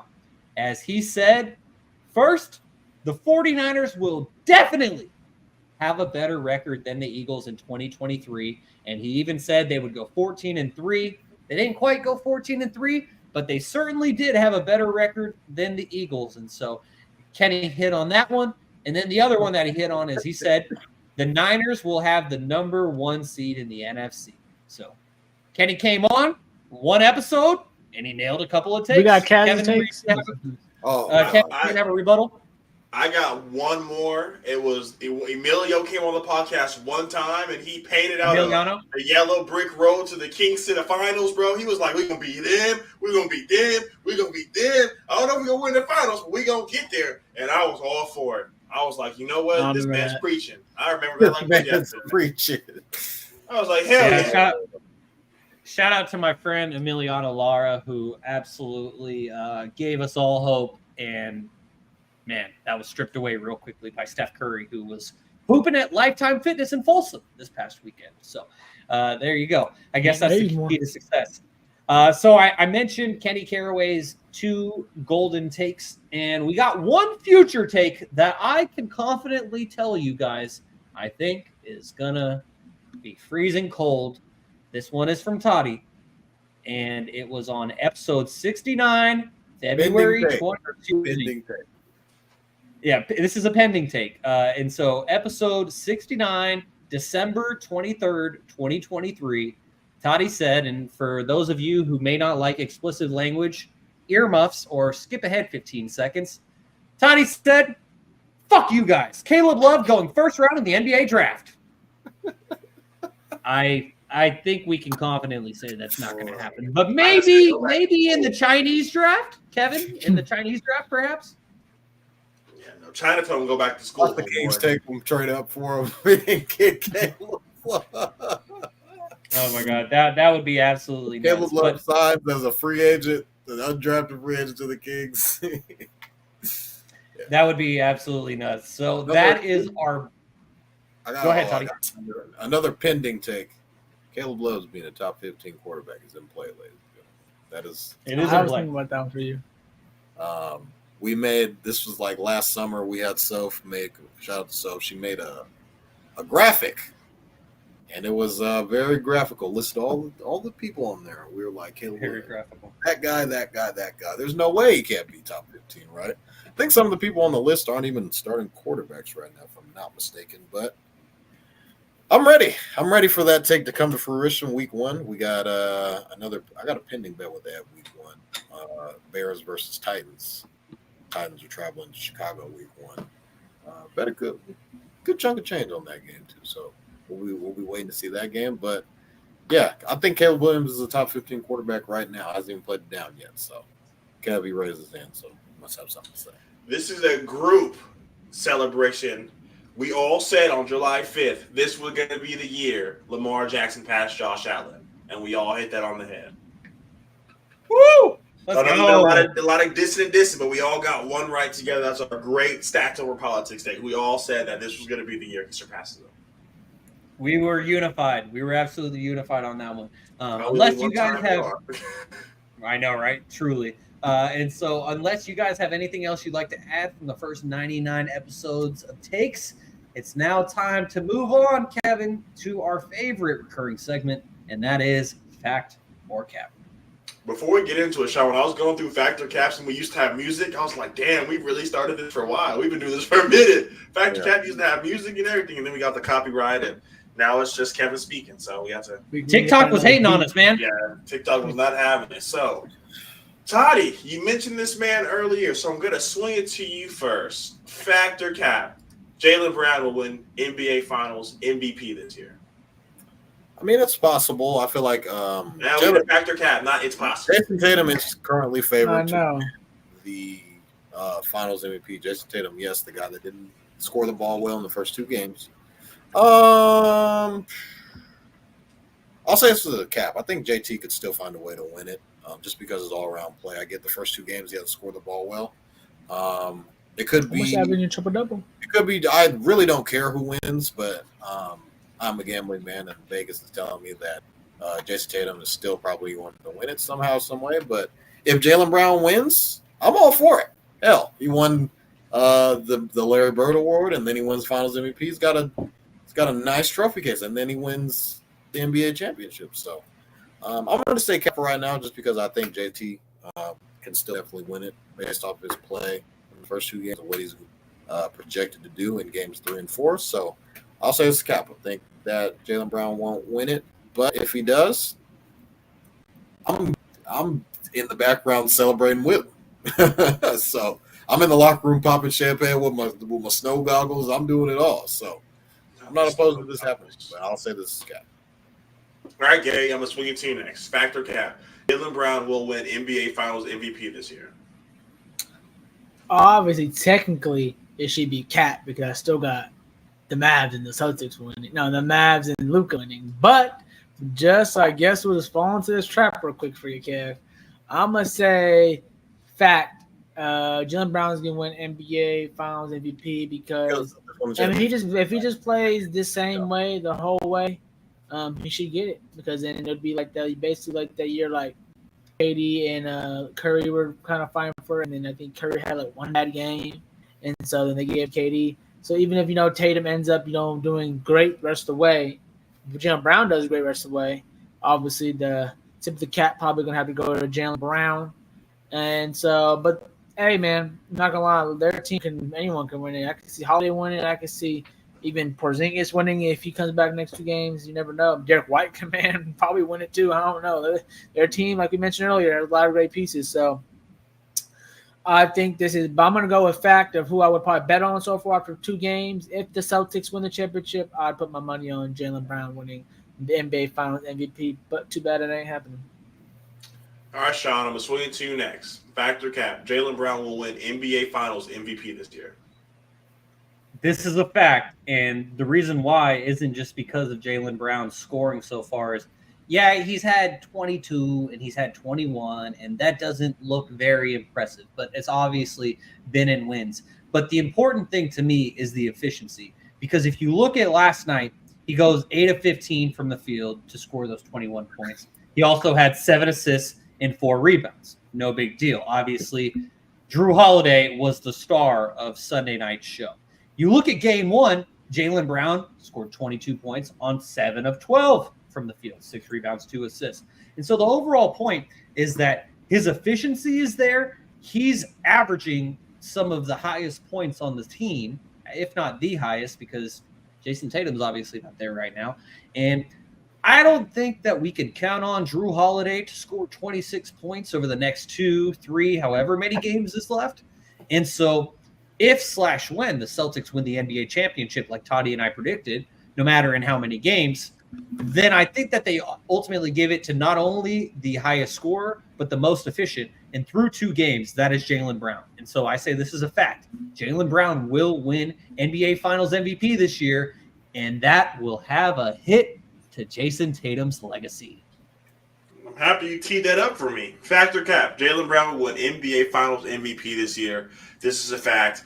Everyone has These guys are all saying the Celtics are going to win the championship. Everyone has mentioned why he deserves it. Let's look at the other side of the spectrum. If Jason Tatum does not win Finals MVP, he gets to go on the Robin list. Let me tell you who's on the Robin list. We have guys like Klay Thompson, Scottie Pippen, Kyrie Irving, David Robinson, Robert Parrish, Paul Gasol, Robinson's not a Tony Parker, Kevin McHale. All these guys are all-star caliber players that got A's on the group project. They don't walk away with a trophy. They walk away with all the personal accolades, but at the end of the day, they are not the best player on the championship team. And that shows because Scottie got to do it 6 times. So if Jason Tatum, like Toddy's mentioned, he's first team All-NBA, so he's going to get all the credit. He's going to get all the banter. He's first team All-NBA, and I questioned it to the panel. There's no other first team All-NBA player in the playoffs that had 8 points and their team's up by 15 at halftime. So it just goes to show that is Jason Tatum the best? Can Jason Tatum be the best player on a championship team? Because we saw it in 2022 when he couldn't be. So they bring in Porzingis and Drew, and now he's the third, fourth fiddle. All first team All NBA. He's gonna be the highest paid player in NBA history next season. This is supposed to be the year of Jason Tatum going on and getting an Olympic medal, signing the world's largest extension. And now people are looking around like, are you going to pay $400 million for Robin? Robin doesn't get a bat symbol. There's not a Robin symbol in there. It's just the Batman symbol. So will Jaylen Brown win Finals MVP? I'm going to say this is a fact. One of the guys you mentioned on your list was David Robinson. I'm going to disagree with you. David Robinson won an NBA MVP in '95, so I don't think that qualifies him as a Robin. Let me ask you a question. How many did he win? One MVP. No, how many NBA championships did he win? Won one. Or three. He won three? Won three. So, a blind squirrel can catch a nut, right? Okay, but I'm just saying, you get on this list of guys that are just, along for the ride, and he's complaining that people calling us super team, we didn't get coach of the year, we didn't get MVP. When he said we didn't get MVP, that nigga wasn't thinking about Jaylen Brown. He was thinking about him. I'm just saying. The Celtics are going to win a championship is what you're saying. Toddy, it's okay to defer and deflect, but you have about a week and a half before this is everything that people are talking about. So we're just trying to prepare you, because if Jaylen Brown wins Finals MVP, that's all people are talking about, is if Jaylen Brown is the best player on the Celtics. They got to call him champion. That's exactly what I was about to ask Jaevon. Is it's like, okay, yeah, we get to deal with this narrative, but at the end of the day, the Celtics would be champions for that narrative. You know who we call champions too, Toddy? Robert Horry. Is that what Jason Tatum's going to go down as? Oh, come on. No, I'm just saying, there's plenty of people with rings. Second half of John. Plenty of people out there with rings. Now Jason Tatum is Robert Horry. I'm just saying, there's plenty of people with rings that get to sit back and say I have championships, but everyone doesn't get to take home the Finals MVP trophy. Kevin, let me ask you this, Toddy. If there was ever a series where LeBron James didn't win Finals MVP, is there not an uproar? Is there not an uproar? If Scottie Pippen would have won one of them Finals MVP, is it not an uproar? Niggas are losing their mind because the narrative led them to the playoffs when Michael Jordan wasn't on the team. Oh, that's cute. Did he win Did he get a trophy for that? I don't think so. If you can do it and you get to the big dance and the narrative is you're the best player, this is your team, and when the lights get the brightest, Jaylen Brown is coming to take the show. Not only did he win the Larry Bird trophy, he's going to win the Finals MVP trophy. And then what do people say about Jason Tatum? Should Jaylen Brown have gotten the USA spot? No. I mean, why not? He's the best player in the playoffs. Jaylen Brown's like a top 15 player. I'm just saying, if he's 15, then is Jason 16? Just saying, stats over politics. I mean, you keep throwing that first team All NBA around. That was 2 months ago, Toddy. What have you done for me lately? You mentioned the 30 points in the regular season, and he's not even averaging 20 in the finals. So, yeah. Well, Kevin, I just have to follow up by saying, of all four people on this panel, I thought that the guy below me would be the one to throw Robert Horry's name out there. Kings fans, we don't speak of that man's name. That is just we were all toddlers when that happened, but it's still trauma to Kings fans. Kevin, how dare you mention that man's name? I'm just saying, Tony Parker not walking around to no trophy. Not walking around to no statue. I'm just saying, hey, Tony Parker won a Finals MVP though. He did win a Finals MVP. He did win one, but I mean, as of right now, Jason would have 0, and if they don't ever win again, it'll be 0. But that's a conversation for 5 games when they end up losing, and the Dallas Mavericks end up winning, and Luka Doncic gets Finals MVP, and we look back at this and laugh, and Jason Tatum gets to escape the scrutiny of the summer. So, what if they give it to Luka? You said what? What if they give it to Luka? Then that means they would win. This isn't the Jerry West finals where the loser takes home the trophy. That shit is whack. Got like 3 then. Well, yeah, I mean, look, LeBron got 4.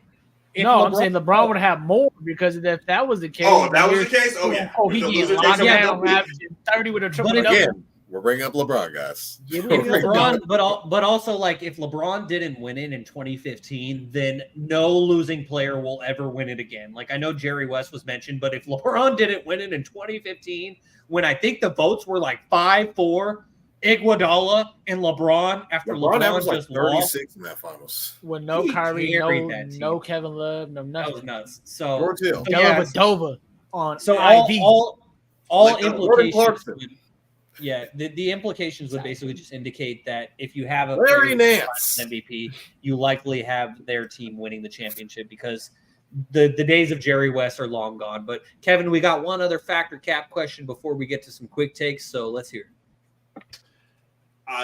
We're gonna move on. So Gary, I'm gonna swing it to you first.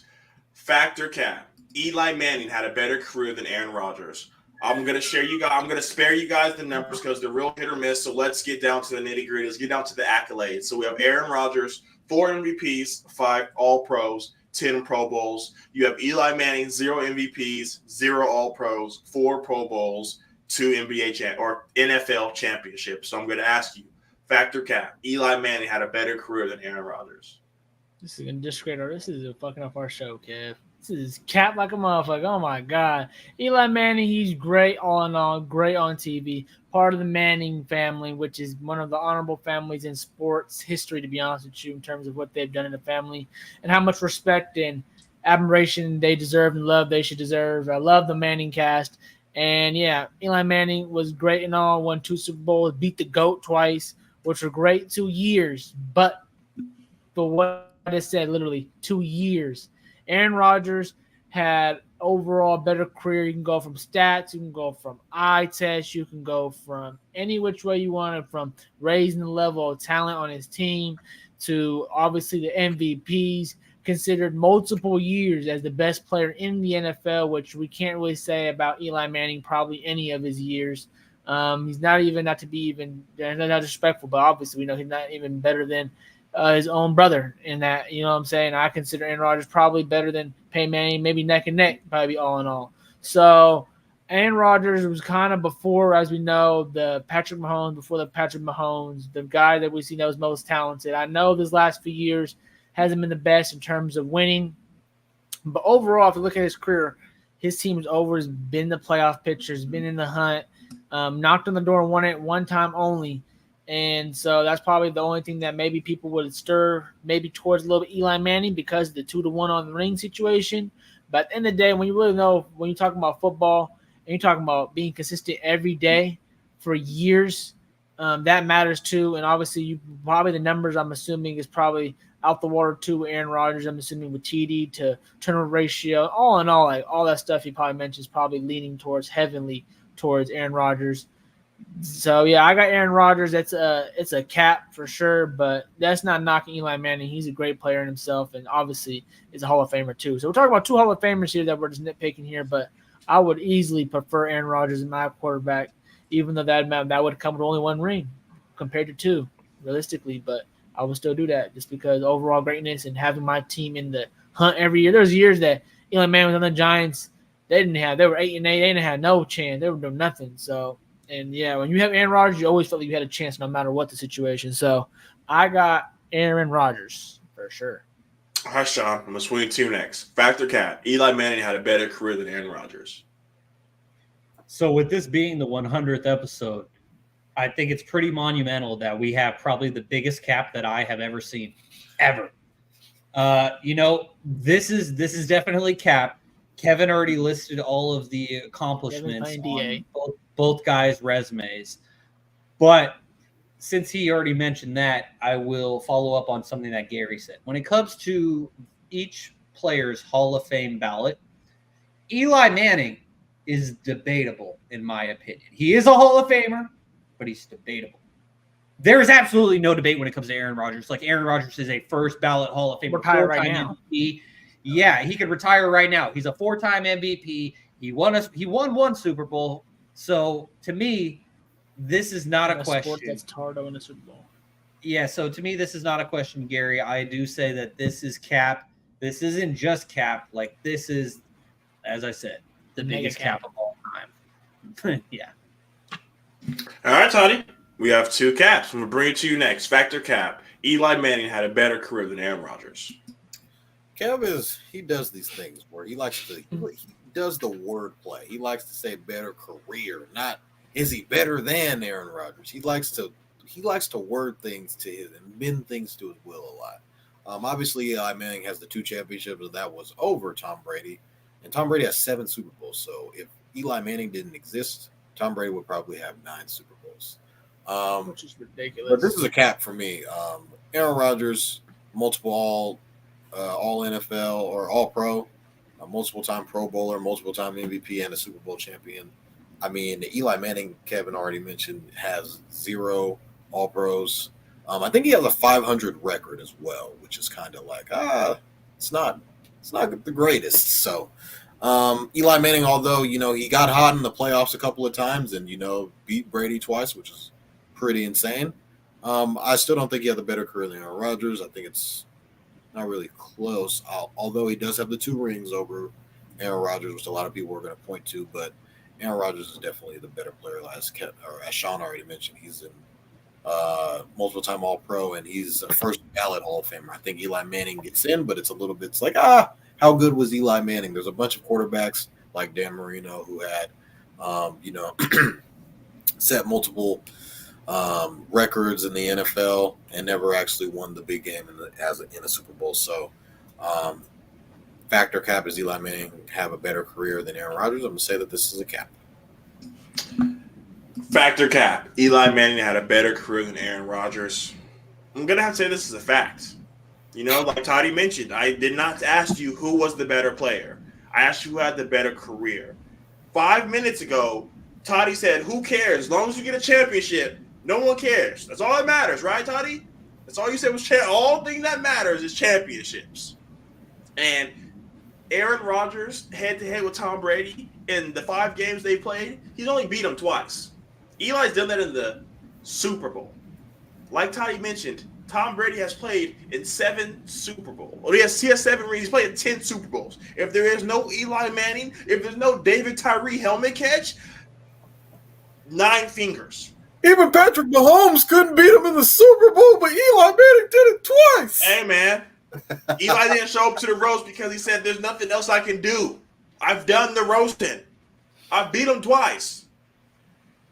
Aaron Rodgers, no one gives a damn about all the MVPs. Only thing that matters is February football. And let's talk about it. 12-10. 1 Super Bowl run. And Eli was 8-4 in the playoffs. Yes, he didn't go as many times. He didn't have the Packers. He didn't have a Devontae Adams. But he led his team through. As the 2 Niner fans on this podcast, we have seen Aaron Rodgers get there. Time after time after time after time. Really similar to the Celtics, that they get so close. They can taste it. You see the cheese heads, they're ready. You see the NFC Championship trophy, and you don't win. So would you rather someone just put up all the individual accolades, or would you prefer someone who's going to lead you to the promised land? I can lead you to the water, Eli said. I can't make you drink it. Come on, Aaron, I'll lead you here, but you can't drink it. I'm not going to make you drink it. It's called stats over politics. If you want to throw the personal stats out there, sure. That's all cute and dandy. But at the end of the day, all we talk about is rings. And his rings, they're only 2, but they're looked at so differently because he beat Tom Brady. There's only 3 quarterbacks to beat Tom Brady in the Super Bowl. 2 quarterbacks to beat Tom Brady in the Super Bowl. Eli Manning and Nick Foles. I'm just saying. All right, then Terry Bradshaw, you're up there, my man. Everybody can't do it. He's up there. He's got 4 bowls, brother. I'm just saying, bro. People trying to throw Bill Russell as the top 10. Only thing you care about at the end of the day is championships. Every day we see a Charles Barkley roast because he ain't got nothing. Joe Flacco, good at Rodgers, 1 Super Bowl each, right, Kev? Hey man, Matthew Stafford got 1 too. I'm saying Aaron Rodgers, right? A lot of dudes do 1, but can you get 2? Trap, Kev. All right, Aaron Rodgers is not better than Matthew Stafford or Joe Flacco. I'm just saying, a lot of dudes got 1. Can you do it again? Everyone can get lucky. Lightning can strike once, but can you go back and say, "Lightning, hit me again. I'm ready." Eli Manning did it. Damn, tough. Kevin the Potter. CJ Stroud agreed with me. So if Hear anything, you. I'm right. Yeah, so Kevin, you sure did give us more material for the next time we have a best and worst takes on Stats Over Politics here on episode number 100. We got to get out of here in about 10 minutes, but before we Rapid do, fire. it's time for some rapid fire, as Gary said, quick takes, and we will start with the news of today, which is that Dan Hurley, the two-time reigning back-to-back national champion at UConn, has rejected the Los Angeles Lakers after Shams was reporting that JJ Redick was the front runner, and then Woj said, hold up, wait a minute, it's Dan Hurley. Apparently, according to Adrian Wojnarowski, breaking, Connecticut's Dan Hurley has turned down the Los Angeles Lakers' 6-year, $70 million offer and will return to chase the third straight national title, sources tell ESPN.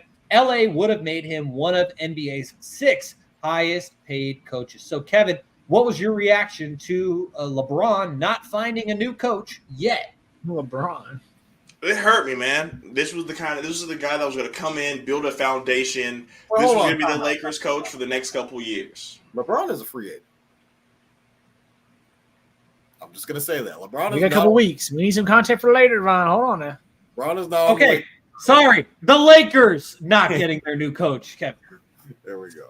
You know, it's sad to see. You know, we talk about the revolving door, the Lakers, how the job has such a high impact. You know, if you don't win, Darvin Ham went to WCF in his first year. Frank Vogel won a championship, and they both got sent out the next year. So there's a lot of high expectations with this Laker job, and Dan Hurley, I believe, would have been the best person for the job, but unfortunately, he decided to go to UConn. And as I thought about it, I think Shaun was right. He mentioned in the group chat this whole time he was just dangling the Lakers offer to get more money from UConn, and it worked. So is he going to go for a three-peat? We will see. He'll be the first coach since John Wooden to do so if he's able to do it. The new dangler. Yeah, the new dangler. And so with the idea of keeping things moving, we're going to move on to our next topic. And this one is a double. And so, Toddy, I'm going to get your reaction first, and then we're going to go to Gary. As Christian McCaffrey and Mike Tomlin recently got contract extensions. So Mike Tomlin signed a 3-year contract extension with the Steelers today, being Monday. And last week, right after we had episode 99, Christian McCaffrey, the reigning offensive player of the year, once again has reset the running back market, signing a 2-year extension with the 49ers, averaging $19 million per year per sources and Adam Schefter. McCaffrey will receive an additional $8 million over what he was scheduled to make in the first 2 years, while adding $24 million in guarantees. The deal was negotiated by his agency, who gave Adam Schefter the scoop. Toddy, what's your reaction to the 49ers re-signing the best running back in the NFL? I think it's well-deserved. I don't think a lot of running back should get all money happy because this is Christian McCaffrey, who is the best running back in the league. His production is unmatched.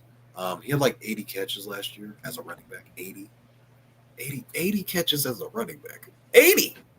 He's not a receiver, he's a running back. So I mean, he's in a class of his own. So I mean, it just made sense when he wasn't at OTAs. It kind of raised an eyebrow to a couple of us Niner fans saying, why isn't he there? And then all of a sudden he gets an $8 million raise. So it's like, he's a running back, but he accounts for a lot more. So, I mean, it's well-deserved. Christian McCaffrey is in a class of his own. Gary, what did you think about your longtime head coach getting a 3-year contract extension today? To be honest with you, I thought it was well-deserved. Happy as hell. My guy is back. I know if he went to the market, he'd be picked up in a hurry. So I'm happy Mike T's back. We need him. We love him. He's our culture. He's a winner. He's proven that multiple times, no matter what team we have. And he's trying to get us a quarterback right now on the right path. We got our defense looking good. I like the way we head, and even though I got a lot of Steelers hate today, per usual, don't worry about it. We'll see when the season comes. All right, Toddy, back to you, because the 49ers' latest contract offer to Brandon Ayuk is reportedly in the $26 million per year range, according to Mike Silver Send him of over. the San Francisco Chronicle. So, Jaevon, is this enough money for Brandon Ayuk, or is he headed to Pittsburgh? Headed to Pittsburgh. Damn, That was for Kevin. I said That one was for Kevin. Oh, Go ahead, No, Kevin. no. Sorry, I said the Pittsburgh part just because that's what Kevin's been saying for a long time. I mean, the $26 million range. I've said to Kevin multiple times. I was like, Kev, we're probably going to offer him like 25. This is like in the not even in the summer, like early, like He wants a 30 ball, right? Because Kev always calls me talking about the fire sale, everything's for sale, this, that, and the third. But I just think that Brandon Ayuk probably gets like 28. That's probably what he's arguing for. I don't think he's going to get 30. Kev was like, you got to pay him. You can't pay him 30, so you got to trade him away somewhere. 26, I feel like is a fair number. His Obviously you year is would. 15, so he's getting like what, $11 million raise. I'm looking at Devontae Smith. He went on got like Uncle Ochos 25. and said, Amon Ra got 30. And I think, what did Jalen Waddle get? I think Jalen Waddle got like 28 and a half. So that's a lot. But I think the number is 28, and that's what Brandon Ayuk's trying to get. So I feel like we're close. But like I said, training camp hasn't started yet, so that's usually when we sign all of our guys. So just be patient, guys. Brandon Ayuk's going to get a deal done. And finally, Kevin, I'm going to toss this one to you and for anyone else who wants to get to it in our final 5 minutes. what? Caitlin Clark. Yeah, I'll talk about this real quick. Caitlin Clark. All right, Gary, you can get it after Kevin. Caitlin Clark was left off of the women's basketball Olympic team for the Paris Olympics, which are coming up this summer. Kevin, what was your reaction? This is ridiculous. The WNBA failed. Drop the ball, bro. Do you have a person on the USA team who hasn't played a single game in the regular season? Like, how does Caitlin Clark not get that jump? Caitlin Clark has individually brought in more fans than they did all last season within the first 5 games of her career. The Indiana Fever are getting private jets. Caitlin Clark's on Nike commercials. You have to do whatever you can to expand the game. If the main goal is to expand the W, you have to put Caitlin Clark on this team because they did it with Stewie. They put her on there as a rookie. They put Candace Parker on there as a rookie. So they've done it before. And on the men's side, you have the Christian Leitners. You have the Anthony Davises. You have to show a young product that this is going to be over the next 12 years. You're going to see this person another 3 times because they're going to come here and they are the future of the USA program. So Caitlin Clark deserves to be on that team. I know everyone's saying that she's having a shaky start. She's a rookie. I understand that. But as far as growing the W, this was a W. This was a huge L for the W. Gary? See, this is the problem, man. And it's all respect to the WNBA. They're on the rise, and we love to see it. They've been getting a lot of support, as they should. But something you would probably take a note from a guy who expanded his league, the late, great David Stern. He put a couple guys on a dream team that, probably didn't deserve it during the time because if you look at how they were, Larry Bird was old, back hurting. Magic Johnson out the league for a little bit. Guys who made the team that probably did not deserve to be on the team made the team because of why? Marketing, guys, marketing. And so I know I heard something like they didn't want her to be on it because then if she doesn't get no playing time, then the millions of fans are not going to like it. Keyword, her millions of fans. Keyword meaning that means they're not going to watch because she's not there. Millions of fans. This girl, I seen a stat today since y'all, I'm not stat man here, but I got one for you. I know that she sold, I think, more jersey sales than I think anyone in the NFL combined or something crazy like that. WNBA.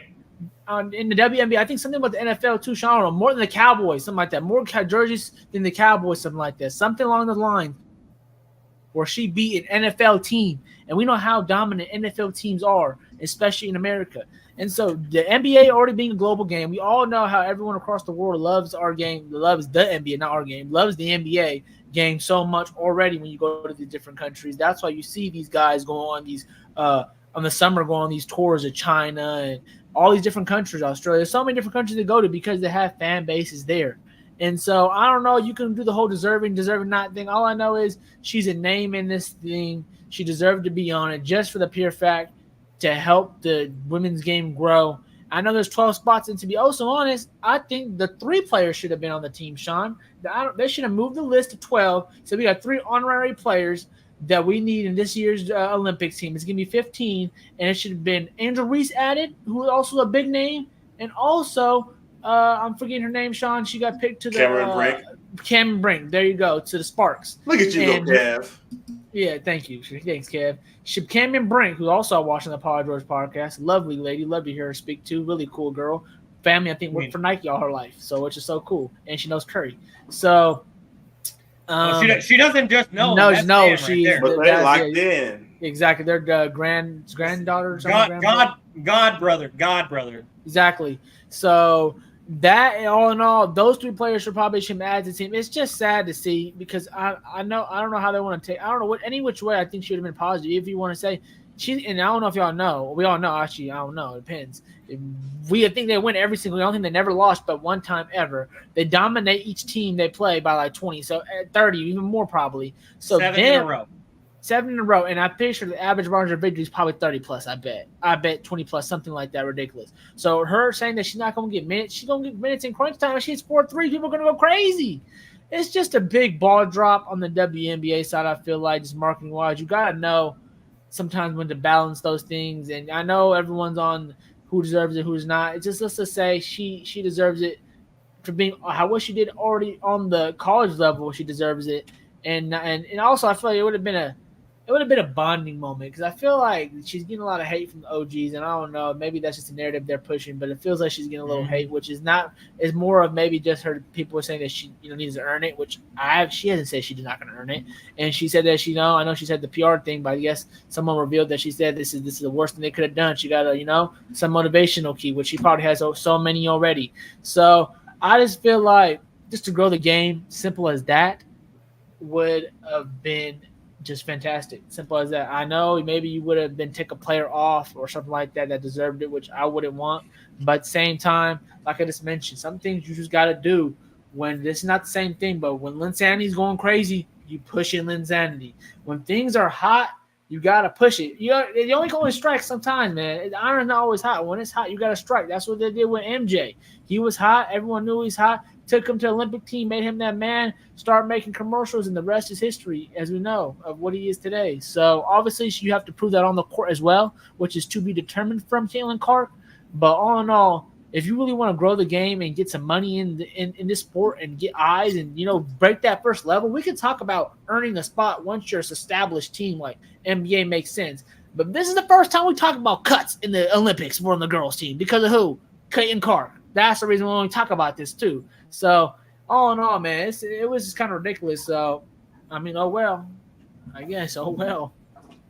So, Toddy, I want to hear your take on this as well. But I know, Kevin, you got to get going because you got to go pick up the wifey at the airport. So we appreciate you for joining us. Congrats on the 100th episode to you, and we'll see you again next week. See you guys soon, yes, sir.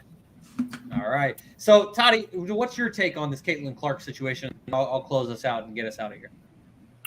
I mean, I thought it was kind of weird that she didn't make the Olympic team. I thought it was kind of a no-brainer what Garry was saying, just from a cultural standpoint, what she's bringing to the WNBA and what she's, just brung, the amount of eyeballs. Like if you just look at the attendance record for Fever games versus a regular home game, it's nearly double.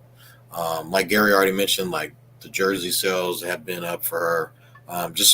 She's changing the WNBA as we know it, like right before our eyes.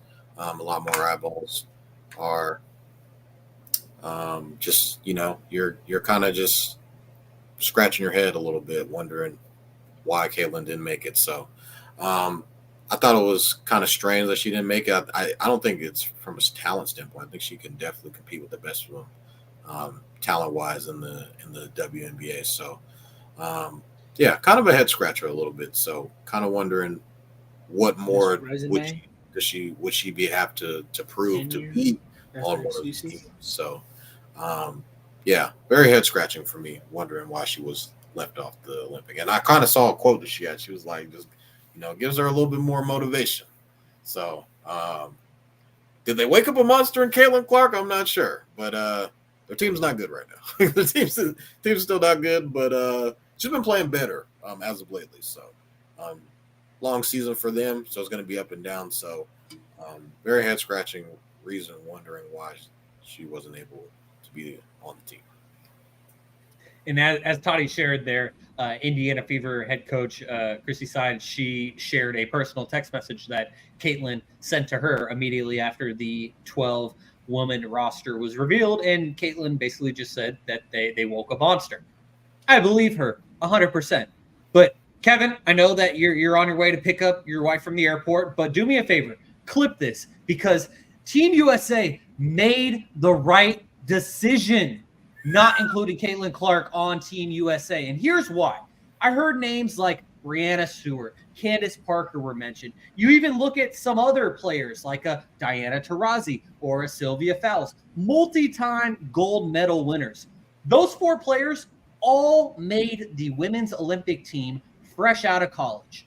Brianna Stewart, Candace Parker, Diana Taurasi, Sylvia Fowles. The difference between those 4 players and Caitlin Clark is that those 4 players actually participated in USA basketball training camp leading up to the selection of the teams. The reason why Caitlin didn't is because she was too busy competing for a national championship at Iowa. Not really her fault, but that's the facts. As this is stats over politics, that's facts over politics. Another reason is, Gary, I know that you mentioned expanding the team, but I'm just saying she has no experience with USA basketball recently because she was so consumed by the college game. And then, Gary, I know that you mentioned expanding the roster from 12 to 15.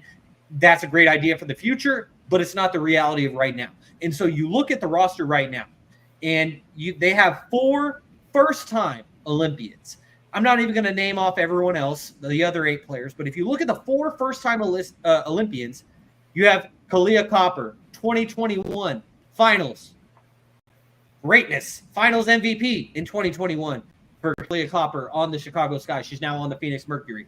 Sabrina Ionescu. I'm wearing my Brianna Stewart jersey today, but those who know, like Sabrina Ionescu is the reason why I got so into the WNBA is because of what she did at Oregon and then ultimately getting drafted to the New York Liberty.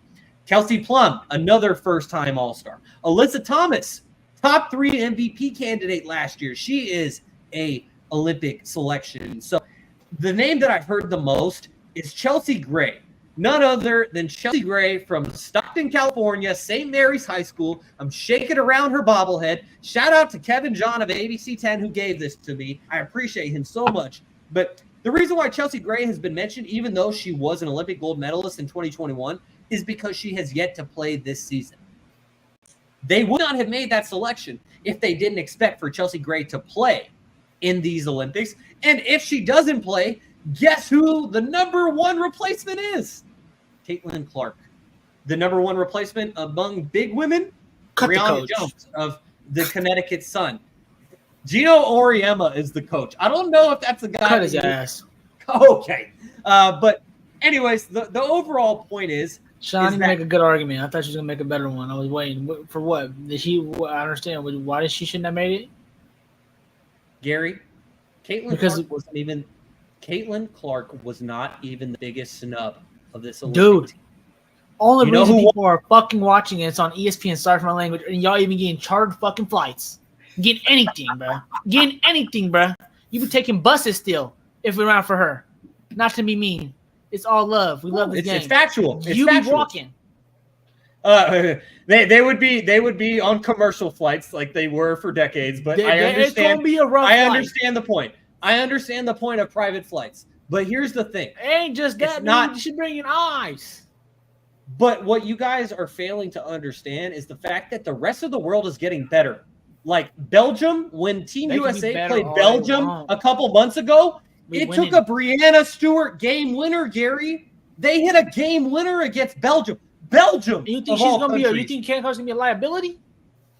I think that she would be at the end of the bench because is she starting fine. over Sabrina Ionescu? No, they don't watch her on the bench.